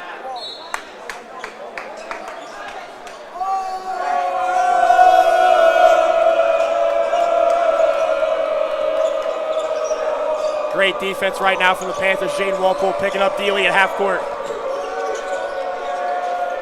And He takes himself with a left hand. Tough finish from Brendan Dealey.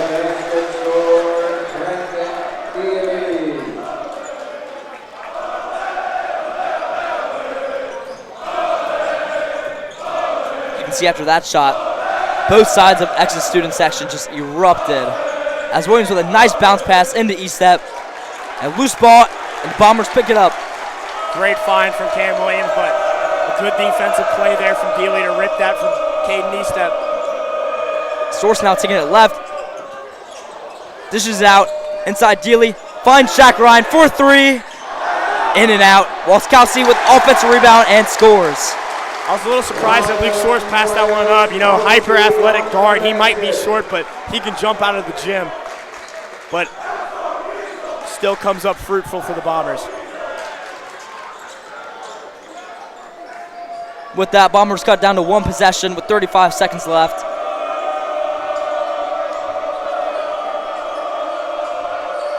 Williams thought about a deep three. Now finds Estep in the left corner. No good. Bombers got a chance to tie. Just over 20 seconds left in this first quarter. It's been an exciting one.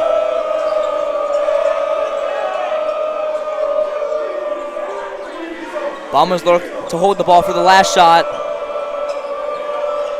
Shooters all over the floor for the Bombers.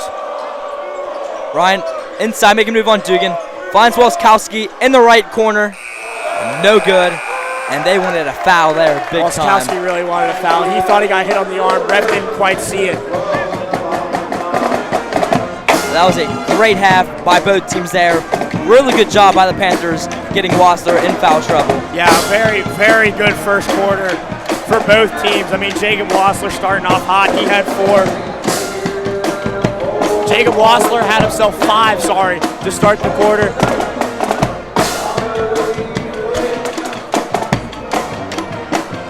So right here, it looks like we have a full court putt. This is going to be a tough putt. I don't know who this kid is, but seems he has a little distraction in the way. Hey, don't let him make this putt. Don't let him make it. See, if this were me and the goal were about 2 feet away from me, I would still miss. Yeah, I probably would too, I can't lie. He is a very big target, though.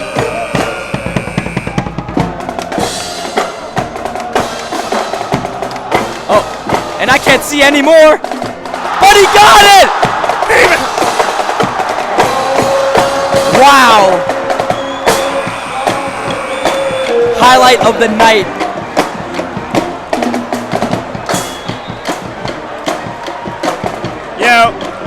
Taking a look from up here, that sign seems to be about 3 yards big, so I think I might have been able to hit that one. I wouldn't. The elder student section not letting these St. X boys have any fun. Start the second quarter, we got Palicki, Estep, Williams, Wapple, and Dugan, Walskowski, Clapper, Ryan,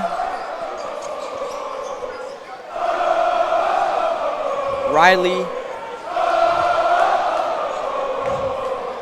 and Jake Britt. As Clapper claps up Estep. Now Bombers, Walskowski with a deep 3, short rim.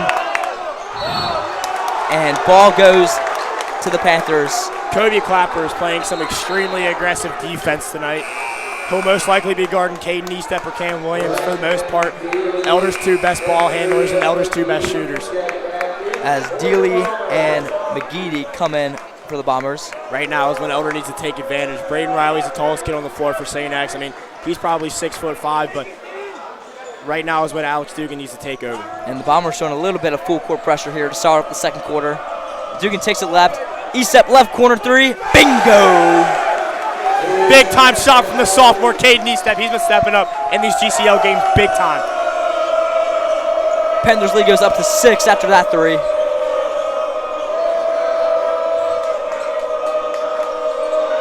Oh, Williams with the steal there, almost. Clapper goes up and blocks shot. Loose ball goes to the Bombers and another missed shot. Ball's still in the air, no one's got possession. And a foul called on Eastep. Williams got ball on that one. He thought it would have been caught on him, but it was caught on Caden Eastep. He did get Britt's head on that one. Jake Britt, tremendous football player as well as a basketball player. Yeah, right there. That's what I was talking about.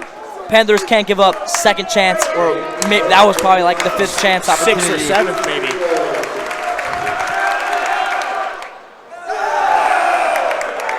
Elder Tring section lets him know he should miss it, and he did. Coming in for the Bombers, you got Connor Barrelswit.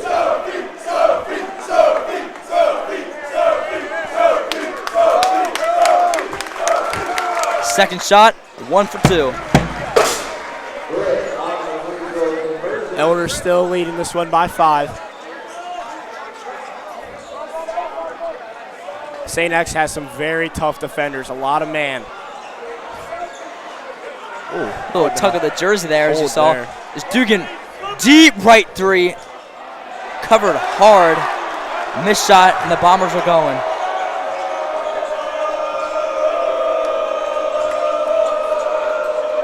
Eastep wrapped around trying to get him. As Bears went in the corner, 4-3. The Bombers just got some life back right there. Elder now lead cut to 2. Great take from Dugan. Eastep again and is denied by McGeady. Great block by McGeady. It looked like a volleyball swing right there. That was. Connor Moore now subbing in for the Panthers. And alongside him is George Kaduli.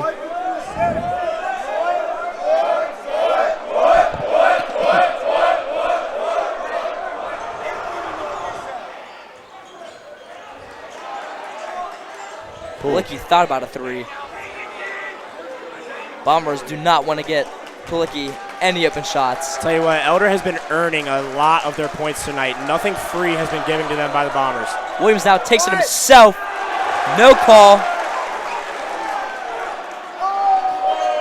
Now the Bombers going almost a travel there. And missed 3 for the Bombers. And an aggressive play by Britt. But at what cost? Panthers get the ball. Great hustle from Jake Britt. Nearly got it to go off the shoe of George Gaduli. If he would have gotten that to be Bomber ball, that would have been impressive. Coach Schoenfeld telling the Panthers, mix it up a little bit.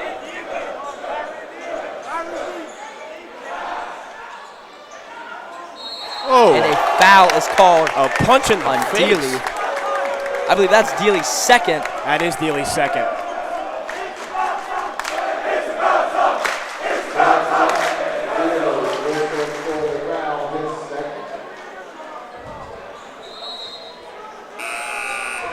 Charlie Gruber subbing in for the Bombers.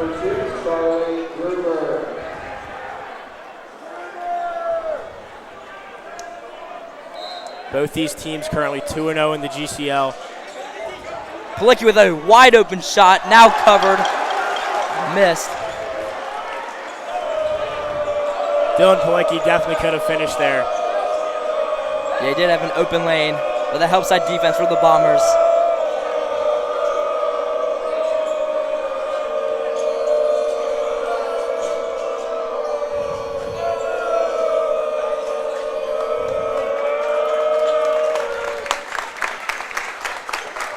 Panthers still playing tough defense. I'm telling you what's helping out a lot is the portable pit right behind us. It is. I know we're sitting right in front of them, but they are loud. They showed up tonight. They are very loud. They were loud for the JV game, like we said earlier. As Britt drives right baseline, finds Riley, and he takes it himself, and we are tied at 15. Going to be seeing a lot of that from the St. X offense tonight. Drive, pass, drive and pass, and it works for them. These Bombers are trying to get steals off of every single pass that the Panthers make. Yeah, very aggressive defense by them.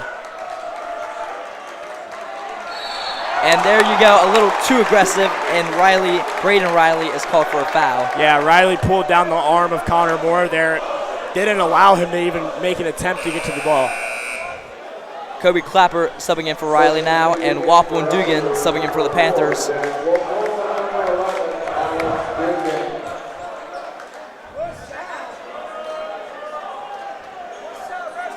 Panthers only with 3 points this quarter, as we're more than halfway through the second quarter.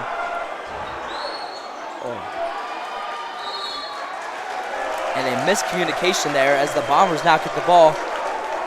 As Williams tried to hit Moore in the corner. Cam's telling him he heard a touch on that one.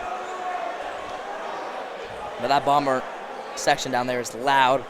I wouldn't be able to hear anything down there. I wouldn't either. We can hear him, and we got headsets on.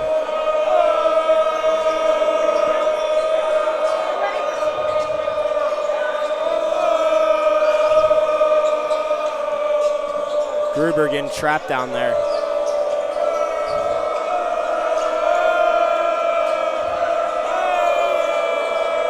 There's Clapper again for another three. He was left open last time too, as he is now 0 for 2 from 3. Moore now. Panthers moving the ball up court fast as Dugan drives in, finds Moore left corner, thought about it. Now Kaduli taking himself Elder needs on the floor now. Gerber's got it. Elder is in desperate need of a bucket right now. This St. X defense is playing so physical and so aggressive, they can't get to the rim. And a foul is called on George Kaduli, who just slightly put his hands on Clapper.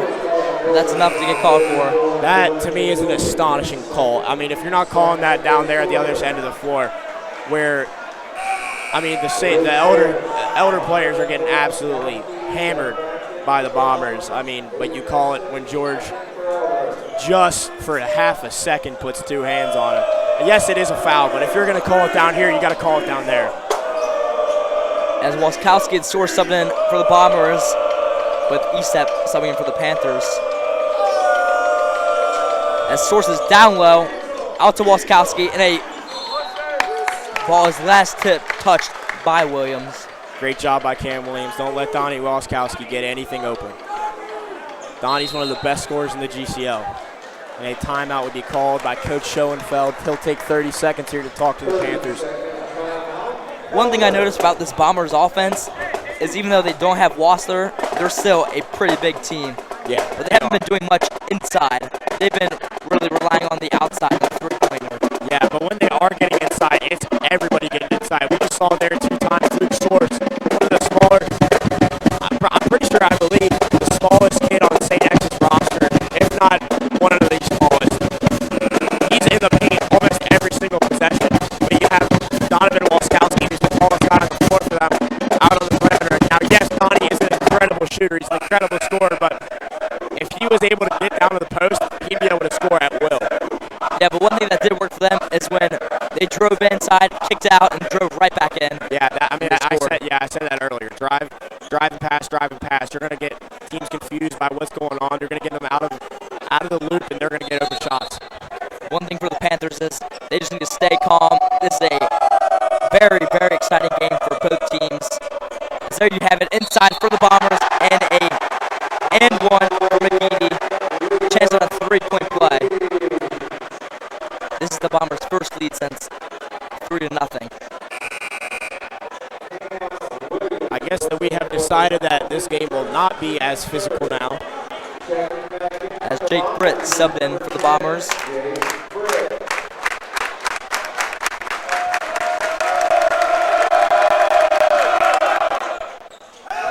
does not capitalize, but the Bombers get a second chance. Rebounded by Walskowski.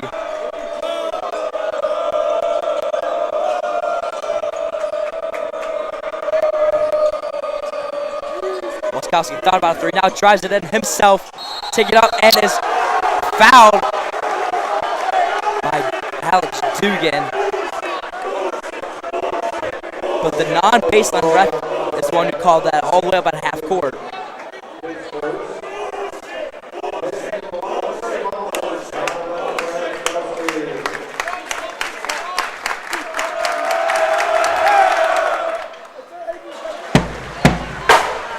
One of one so far for Walskowski, as Braden Riley subs in for the Bombers.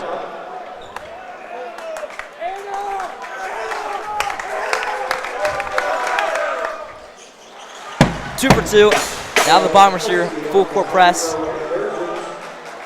Now they backed off a little. Hey, right there, you see it. Britt's got two hands on each step. They're calling it down here, but they... Again, two hands. And too aggressive now. Williams steps up 4-3. Missed opportunity. Maybe a little bit of a force there from Cam Williams. Could have found something better. Right now, Elder's settling a little too much. You need to get close to the rim and get a bucket. Still only 3 points so far for the Bombers. They lead 19-15. As Britt now takes himself aired ball. Wapple with the rebound.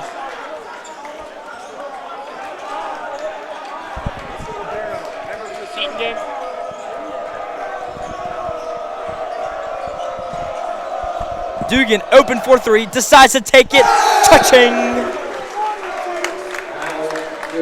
And I believe First bucket in a long time. I believe that is also an off-ball foul called on St. X. So Elder's going to get the ball out.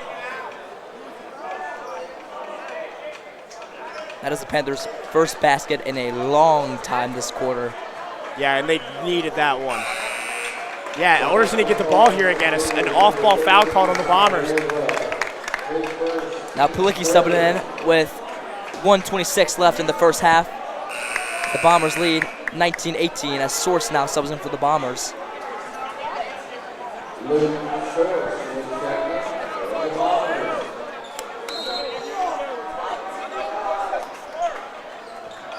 Panthers with a chance to get the lead once again. As Williams fake the handoff, goes up with the right, switches to the left, missed shot. That would have been an incredible layup right there if you would have hit that. Awesome.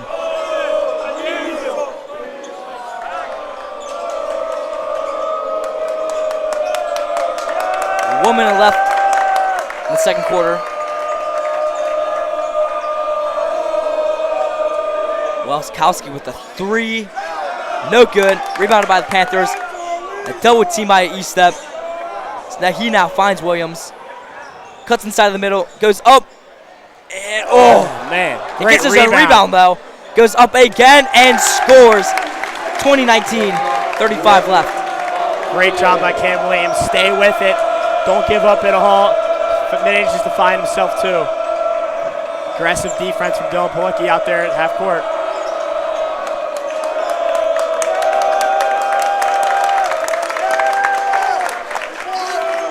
Walskowski with 15 seconds left. Probably going to hold for the last shot here. Try and take the lead going into the half. Jack Ryan takes himself. No good. Rebounded by Riley, and he hits the side of the backboard, I believe. As the Bombers do not lead a half after the opportunity. Panthers lead 20-19. In a very aggressive half of basketball by both teams. Yeah, this has been a very eventful game. This is what you want out of GCL basketball. Started out incredibly physical towards the end of towards the end of the first half. It started to get a little bit more nitpicky for the fouls, but both student sections got absolutely electric. The Bombers went on a 9-8 run in that second quarter, which cut their lead. So this will be a very interesting second half coming up. I don't think it'll be a high-scoring game. It's not really a high-scoring game. It's just very aggressive. Very, very competitive game. So we'll be back after this break.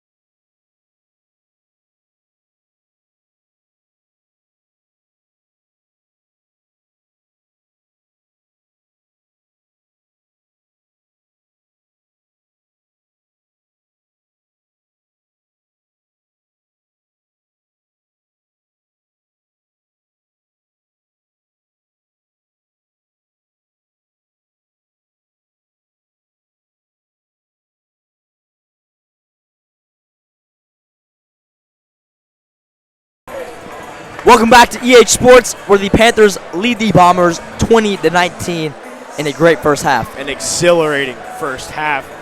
A lot of lead changes. I say a lot, it was only one. Actually two. Three. But one key factor for the Panthers is they got Jacob Wasser into foul trouble, and he sat out the whole second quarter and some of the first. Yeah, he was. He started off hot for the Bombers, had their first 5 points of the night, but then had to take a seat for the entire second quarter. As Dealey, Riley, Clapper, Wassler, and Walskowski are in for the Bombers with Palicki, Estep, Dugan, Williams, and Wapple. Bombers will start off with the ball to start off the second half.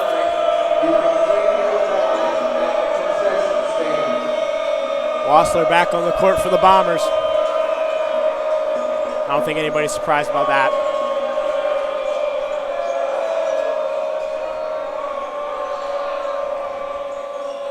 One thing about Wasser, a guy that big, usually give him a couple feet and let him shoot, but you cannot let Wasser wide open. No, as he hit that first points of the game with the three. Yeah, he's a very efficient shooter. And if he's inside, you need help defense. Yeah. As there he is with a deep two. No good, but rebounded by Clappers. He goes up and scores. Bombers take the lead 21-20. You see there, Elder giving Wassler a little bit more space than they probably should. That's a dangerous idea to let him shoot.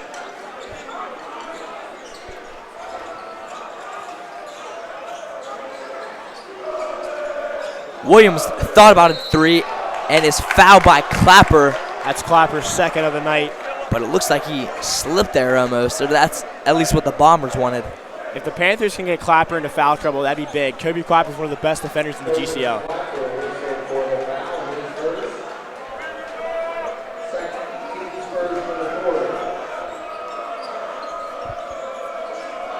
As you can see there, Wassler's on Wapple. Seems like a strange matchup to me. But unfortunately, you've still got Clapper guarding Dugan, so there's not really a mismatch anywhere. But Williams, fake three, dribbles back out, step back, left wing three. No good.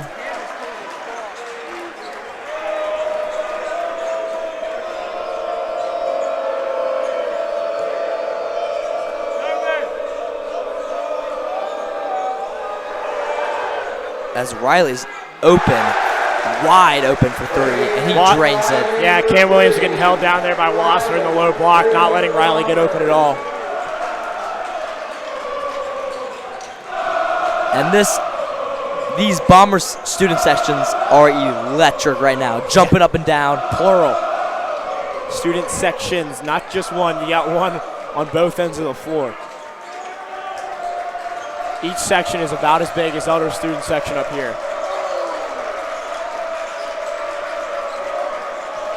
Williams crossover, spins back to the middle. And a foul is called on Riley.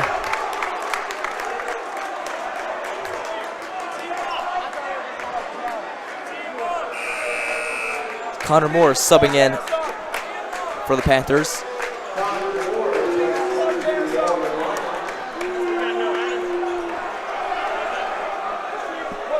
Cam Williams yelling for somebody to move somewhere.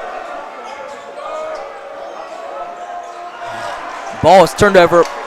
Bombers pick it up. They have a chance to get a well lead as Riley thought about three, drives right baseline, kicks it out to Dealey. Now Wassler takes it himself inside, outside of Clapper. Need to stop. Panthers need to stop. Wassler backing down on Dugan. Clapper now driving in, and Moore tipped it, almost got it away with it. Would have been a big steal from Connor Moore there. Get an easy fast break two, cut the lead to one score. But Williams still giving Clapper a lot of room. Clapper 0 of 2 from a three.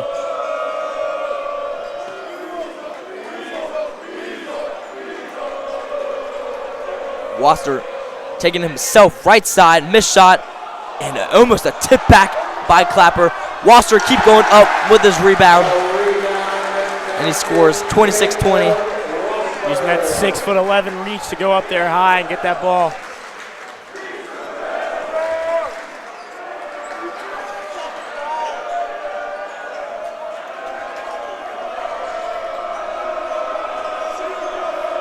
Elder in desperate need of a score here.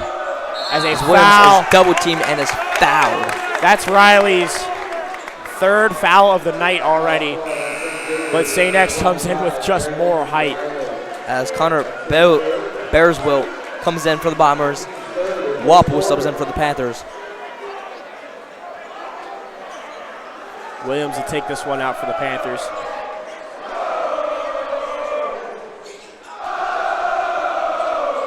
Let's give the Bombers here doing the tomahawk chant. Sounds pretty good.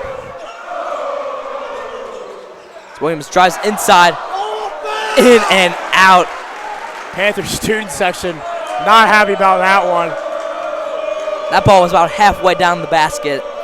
And it went back out. Another score here for the Bombers would be detrimental to the Panthers. Bombers already have so much momentum going their way.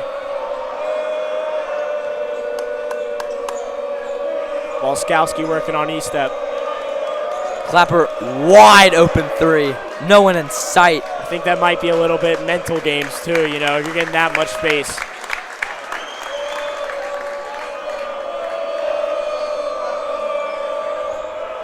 And a reset for the Bombers.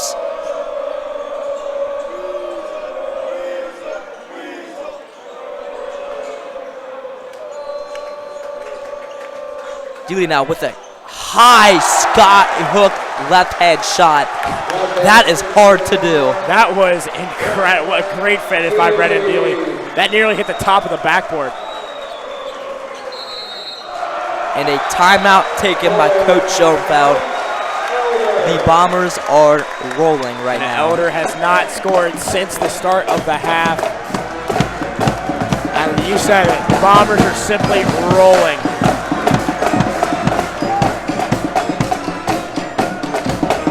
Bombers are on a 9-0 run right now in the third quarter. Yeah, great. I think that was a great timeout by Coach Schoenfeld. Yeah. You really need to calm down your players right now. You really need to calm them down. Try and simmer down the momentum right now. You know, an illusion that a lot of people have been making recently online is the stadium pulse. In here, the stadium pulse in Burning Gym is absolutely off the charts. Both student sections going absolutely wild. But for the Panthers, it is in the red. The St. X student section is going absolutely ballistic right now. And the St. X band has been playing extremely loud. They're right in front of us. We can hear it nice and loud. You can see there the Bombers chanting up here to us, why so quiet? This Elder student section has really quieted down, but they're going to need to get back in it for the Panthers to need some momentum. Panthers just need to start a little spark, start a fire going. Just need one. Just need one.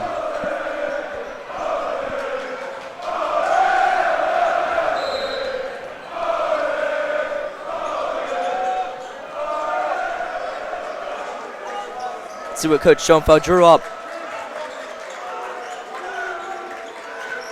Kobe Clapper, tight defense on Connor Moore again. Two hands on him. And a turnover.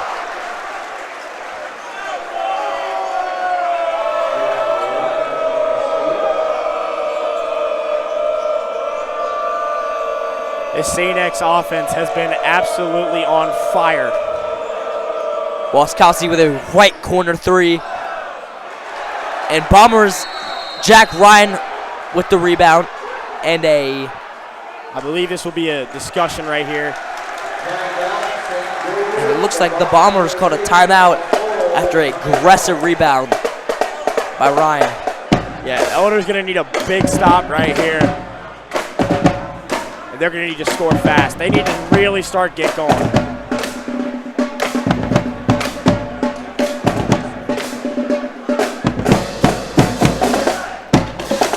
As also tonight, another GCL matchup is the Crusaders and Lancers. As we said earlier a couple times, both these teams right now are 2-0 against the Crusaders and Lancers. Winner of this will lead the GCL midway through conference play. Yeah, but again, they'll see each other at the Elder Fieldhouse. I'm sure the atmosphere will be a lot different there. student sections will be loud, but it won't be the St. X student section this time. It will most likely be the Elder student section.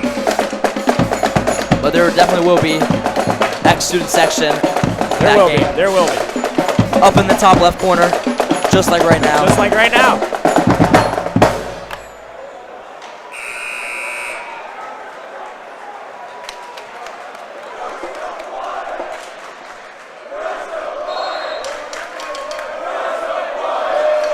Bombers go inside to Wasser, and a foul is called on the floor by Dugan. It's Dugan's second of the night.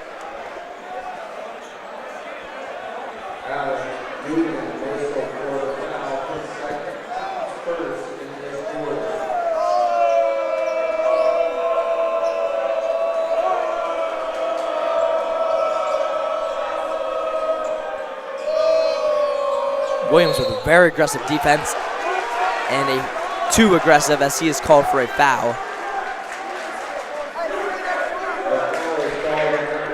That is his second foul of the night.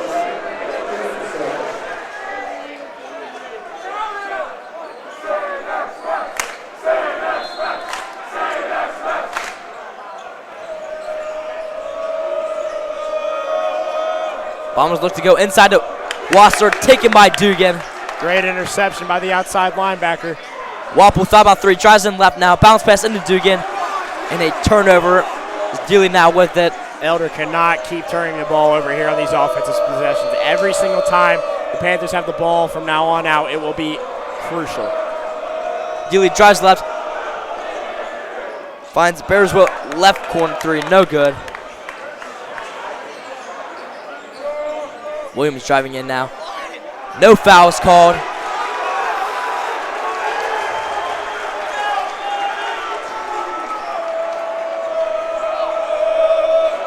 Inside to Wasser, on three defenders, gets a tip shot, but it looks like it is on the floor. Looked like a circus play right there with that ball going in. Wassler got the St. X student sections up on that one.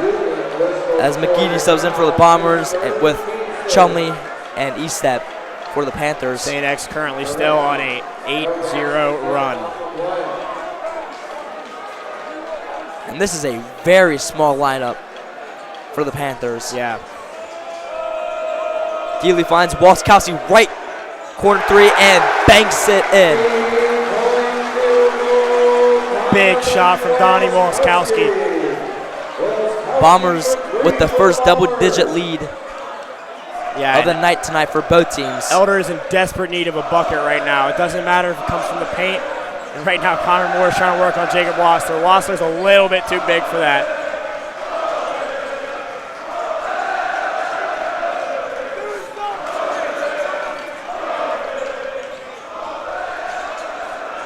For those of you at home who aren't here and are currently watching this broadcast and don't quite understand just how loud it is in here, I would compare this to an Ohio State Buckeyes game against Penn State at Beaver Stadium in a whiteout.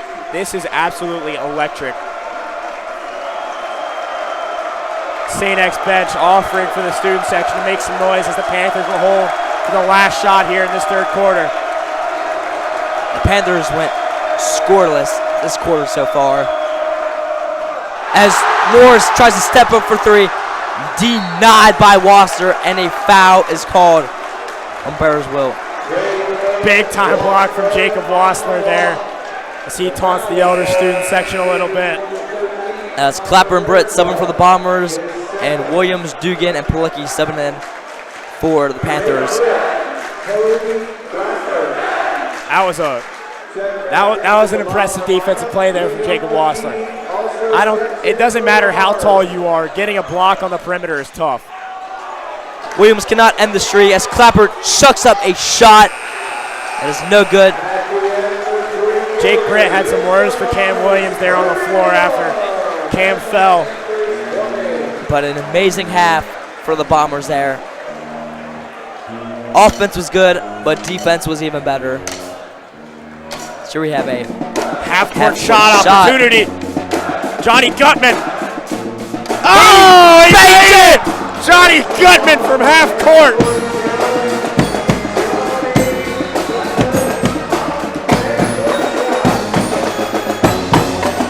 Bomber student section, 2 of 2. Golfing On their and half-court challenge. shot. That's impressive. Shout out to the St. X student section. I bet it's rigged. I'll tell you what, the St. X PE program must be doing something right if these boys can do that.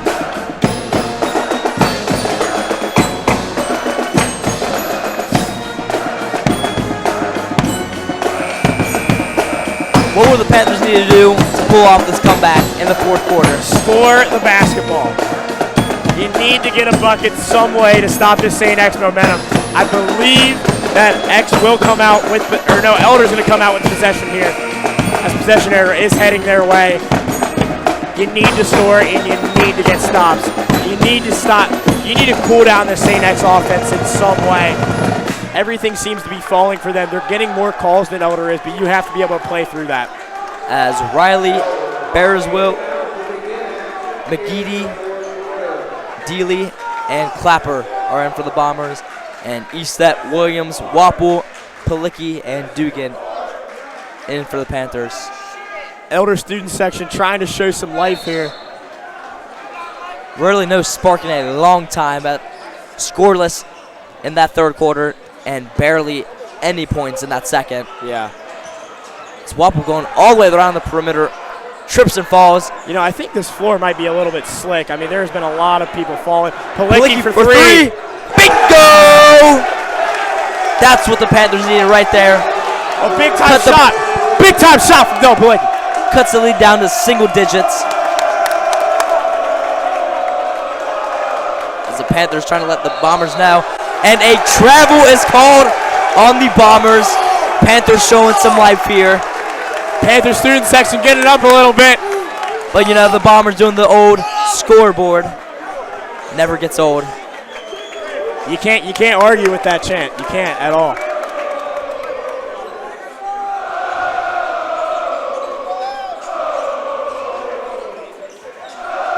As Williams trapped it corner. Now he drives in. I mean, Cam Williams is getting absolutely. And the Elder bench is told to sit down.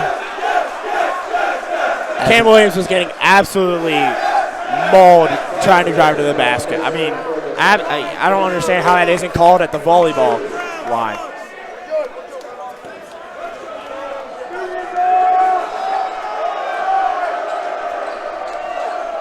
Oh, another hole of the jersey there by Bearswill on Dugan. This St. X defense has been incredibly physical all night. And one thing you don't want to do is keep fouling right away so the Panthers shoot for the rest of the quarter. No, you don't. As they're giving up 3 points right there if the Panthers can convert them.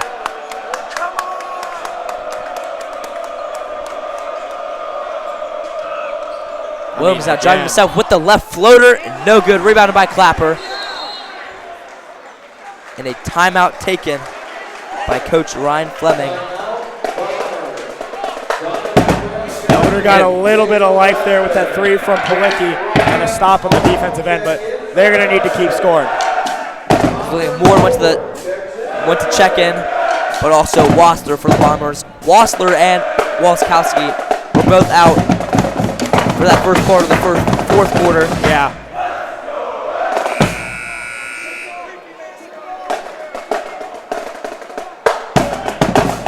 Panthers need more than one stop on defense for the rest of this game.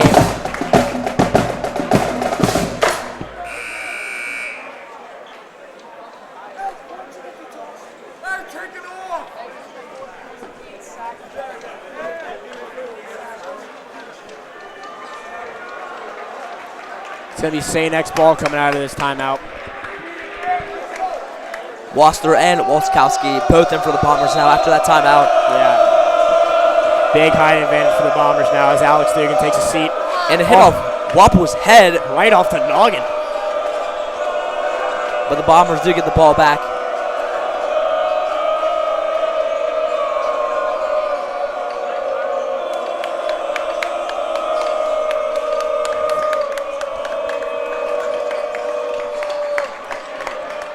As Riley takes himself and rolls in. Yeah, but Even if that would have missed, Wassler was right there to slam that one back home if that would have missed. Lead back up to double digits for the Bombers. Eastham now inside and just missed it, but Wassler did hit the backboard. It looks like the Panthers wanted a goaltending there. And again, I mentioned it earlier, but that should be a goaltend. That absolutely Wassler smacking the backboard absolutely interfered with Eastep's layup.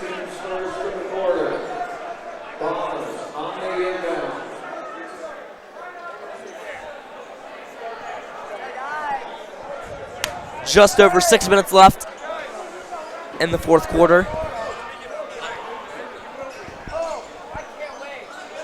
As Riley driving in again, finds Waskowski.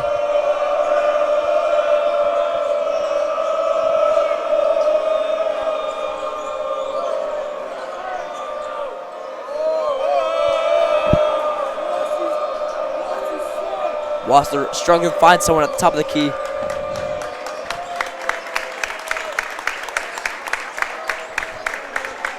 Riley now trapped on the sideline.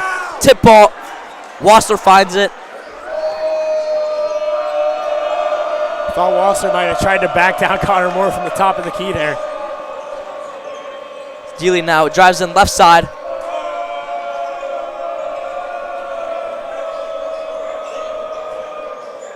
It's right now. Now Waskowski driving right baseline. Finds Dealey. Thought about a left wing three.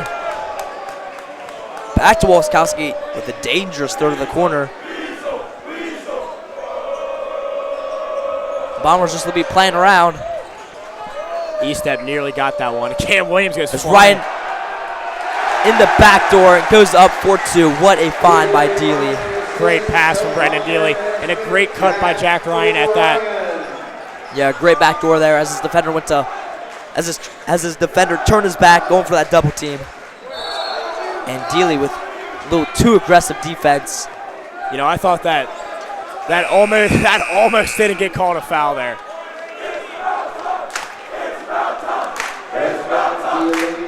Dugan now summoning for the Panthers. With Bears will for the Bombers.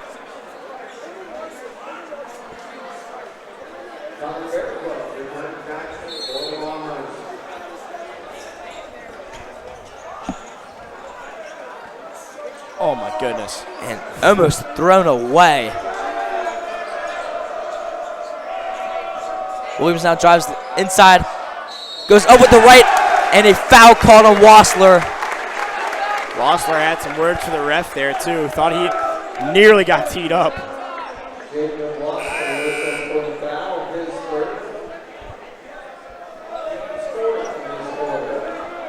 Williams with a chance to convert.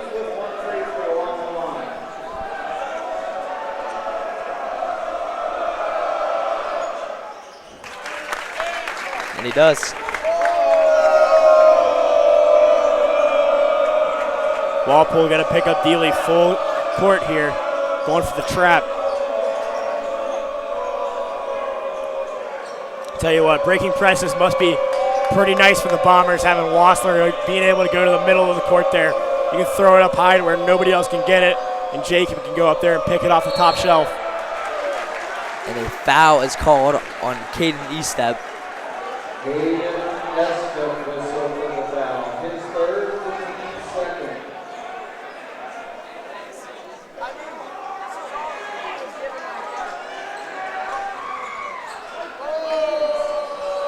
Wassler top of the key, drives left side, spins back towards the middle.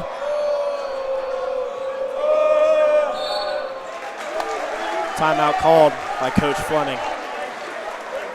But never mind, that's a foul called on Cam Williams. That's Cam's third foul. Dugan subbing in for the Panthers.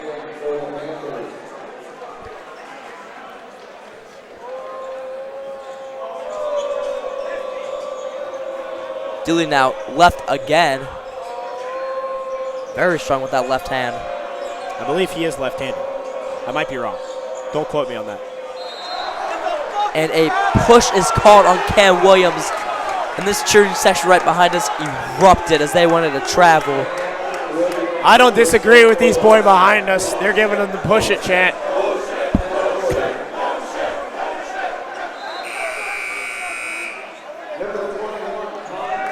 Cam Williams will have to take a seat. He's got 4 fouls on the night. Cam giving it his all. He's got 9. He's the leading scorer in this game for both teams.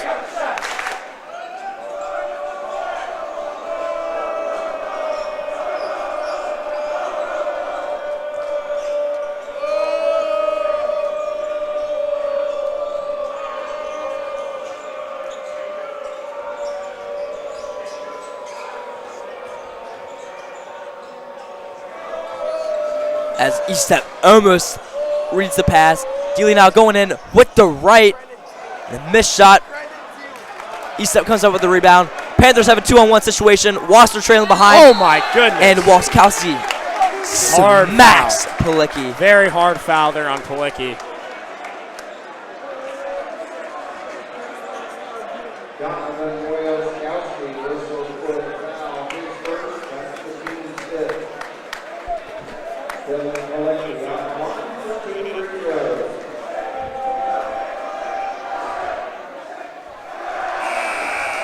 Palicki 0-1 to start off as Braden Riley subbing in for the Bombers.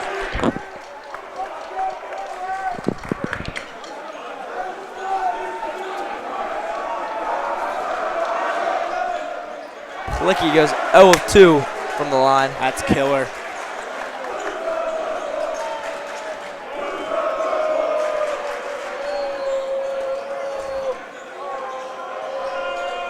Bombers with a comfortable 9-point lead. Another timeout called by Coach Fleming. Cam Williams runs out to midcourt to encourage his teammates. They're going to need some life right now. Full timeout taken there by the Bombers. Really, Panthers have stuck in it a little bit, but right now it's now or never. It is. It is absolutely now or never. You need to get stops, and you need to get, not only do you need to get stops, you need to get turnovers, and you need to convert those turnovers into points. I don't think you need to start settling for three-pointers quite yet. Try and get to the basket, try and get fouls called. You haven't been getting a lot so far this game, but maybe towards the end they might switch it up like we saw that happen at the end of the first half. But right now you need to get points.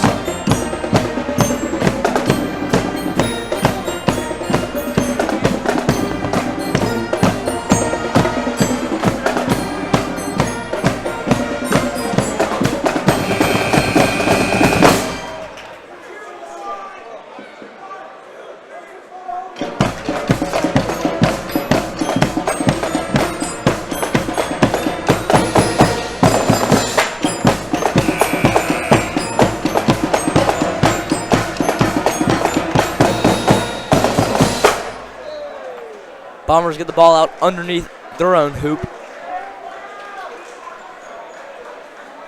Right here, if I'm Bombers coach Fleming, I might just throw this one up to Wassler. As Waskowski is on the left block and missed his layup. The Panthers now running. That's what you need right now if you're the Panthers. Get the ball back and get it back quick and score quick.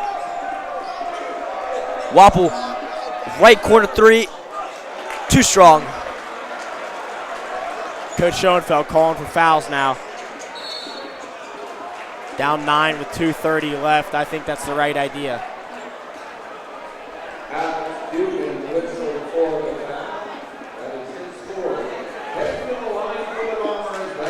Both the Bombers and the Panthers will be shooting the rest of the game.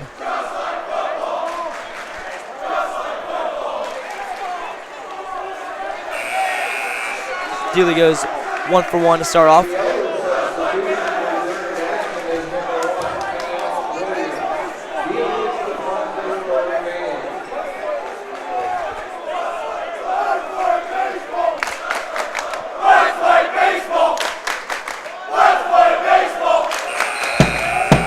2 of 2 for Brendan Dealey.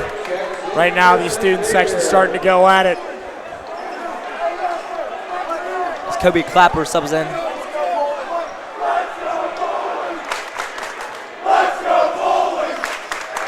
Williams now with just a missed floater.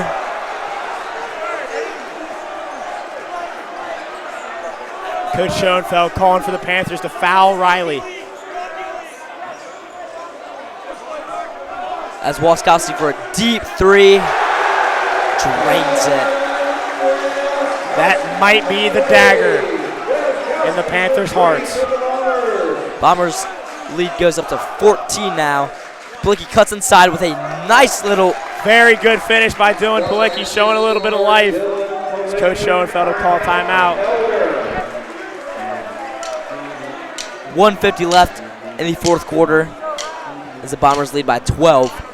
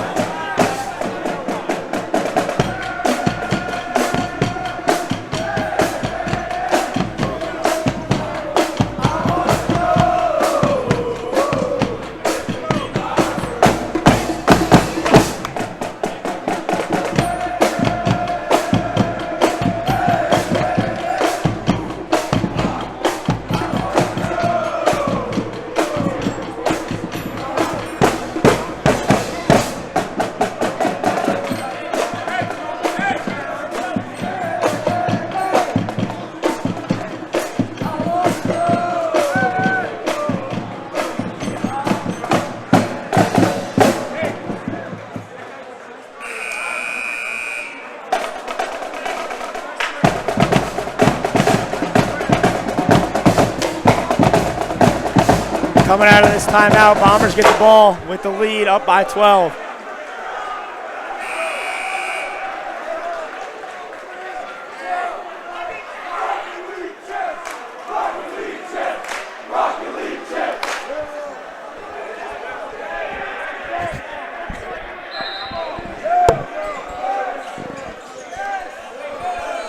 Panthers with a very aggressive full court break press here. They're going to need it right now. Try and get the ball as quickly as they possibly can, as there's a foul called on Mason Chumley.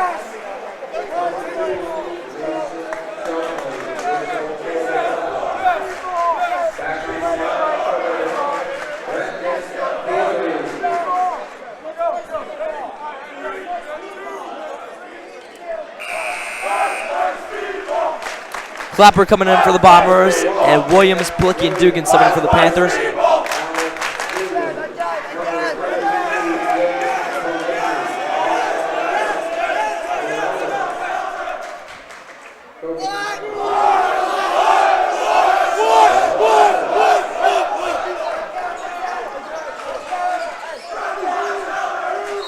As Williams draws the foul on the floor. Good job by Cam Williams trying to get to the bucket there. Really now, I'm just listening to the cheering sessions go back and forth now. That's what I'm doing too.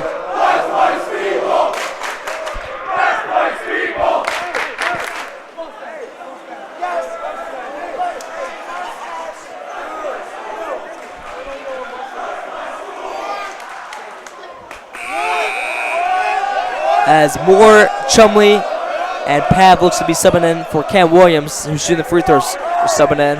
Yeah, right now Elder's just trying to get in guys who don't have that many fouls. Obviously, Cam Williams can't be playing that much defense as he has for.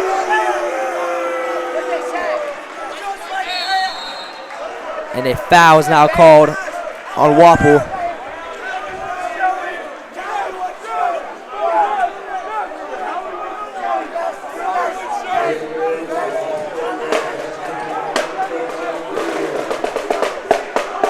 Wasser will go to the line.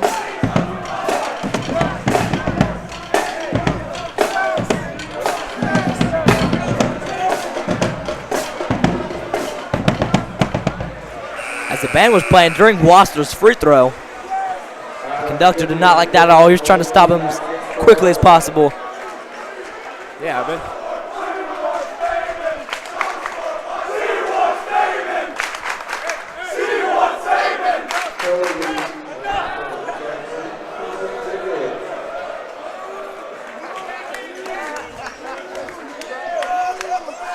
And a foul called on the second free throw. calling on Braden Riley there. Wassler's free throw had a high bounce, and Riley thought he might have been able to go up there and get it, but he committed a foul.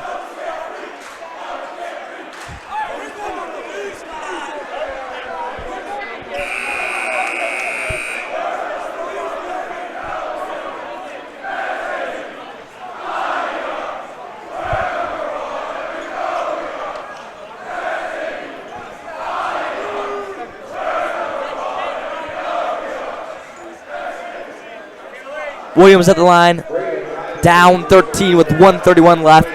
Yeah, you know, some people might think this game's out of reach, and although it might be a tough comeback, but you make a couple of shots and hit a couple threes, then you take the lead and you might win this basketball game. I mean, you never know in the GCL. You never know. Williams goes 1 for 2, and a foul is called as Wasser's heading to the free throw line.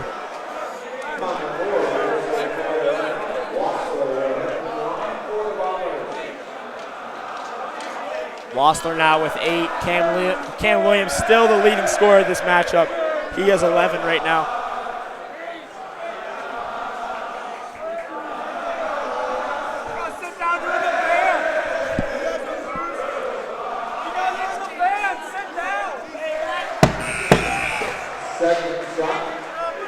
Palicki and Dugan subbing in for the Panthers.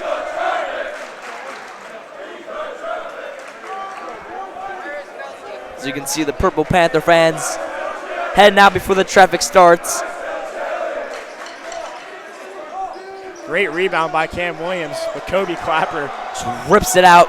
Front rims is floater, and the ball is loose. Jack Ryan, and now is fouled on the way up by Alex Dugan. nearly got himself a block.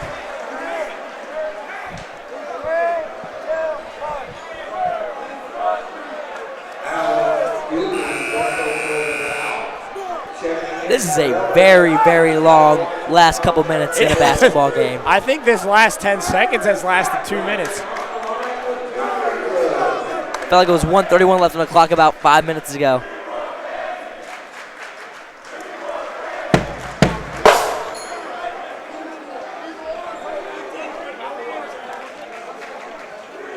Jack Ryan with a chance to extend the lead to 15.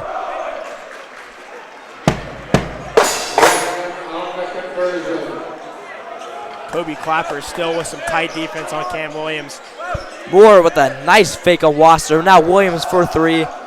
Front rim. Waskowski's got it. And loose ball, but a foul is called. I believe that one will be called on Caden Estep.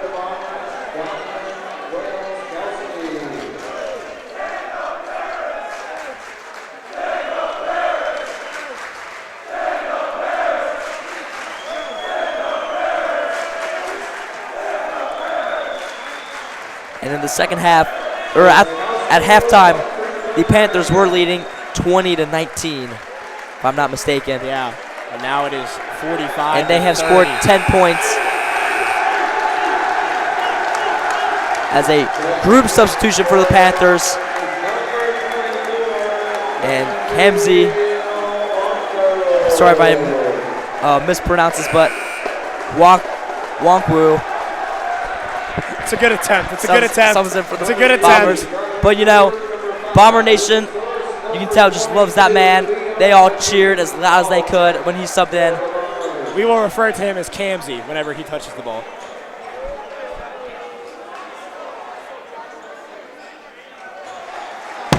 As a heart and soul for both teams subs in, as Sam Mead subs in for the Panthers. And it looks like they got a matchup going on.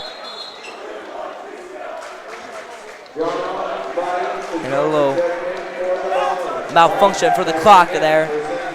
But I like to see a little ISO there with Mead and Kamzi. Let Sam Mead, Elder's glue guy, try and get something going.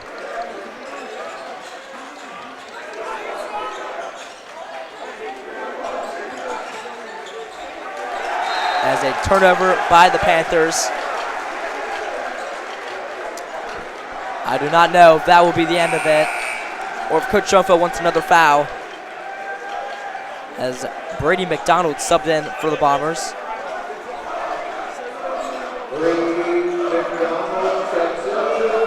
And it looks like the Panthers will not foul, but the Bombers seem to be trying to run a little play here. Look to be giving it to Kamzi.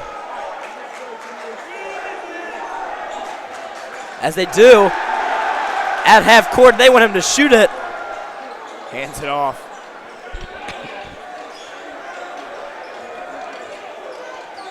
St. X going to try and dribble this one out. Give it to Kamsey one more time. Shoot it, kid. Step back. Make yourself famous. Oh. As this game will come to a close. Bombers win by 16. But that won't be all that these two teams will be seeing each other this season. Elders got another chance at it. As the Panthers get their first loss in 11 games, ending their 10-game winning streak. Yeah. As the Bombers go to 3-0 GCL play, and the Panthers fall to 2-1. Now we have first and second place, and so we'll have Another first, match. second, and third and fourth. Both teams still in contention for first place. Yes, both teams definitely still in contention for first place. Elder right now looking to hopefully beat the Bombers when they head to the Panthers field house. But we got a lot of games in between then. Yeah, that game will be taking place on February 14th on Valentine's Day. Bombers will be taking on the Panthers. We'd like to thank you guys for tuning in to EA Sports. I'm Toby Brubaker. I'm Sam Tucker. Thank you. We'll see you guys next time.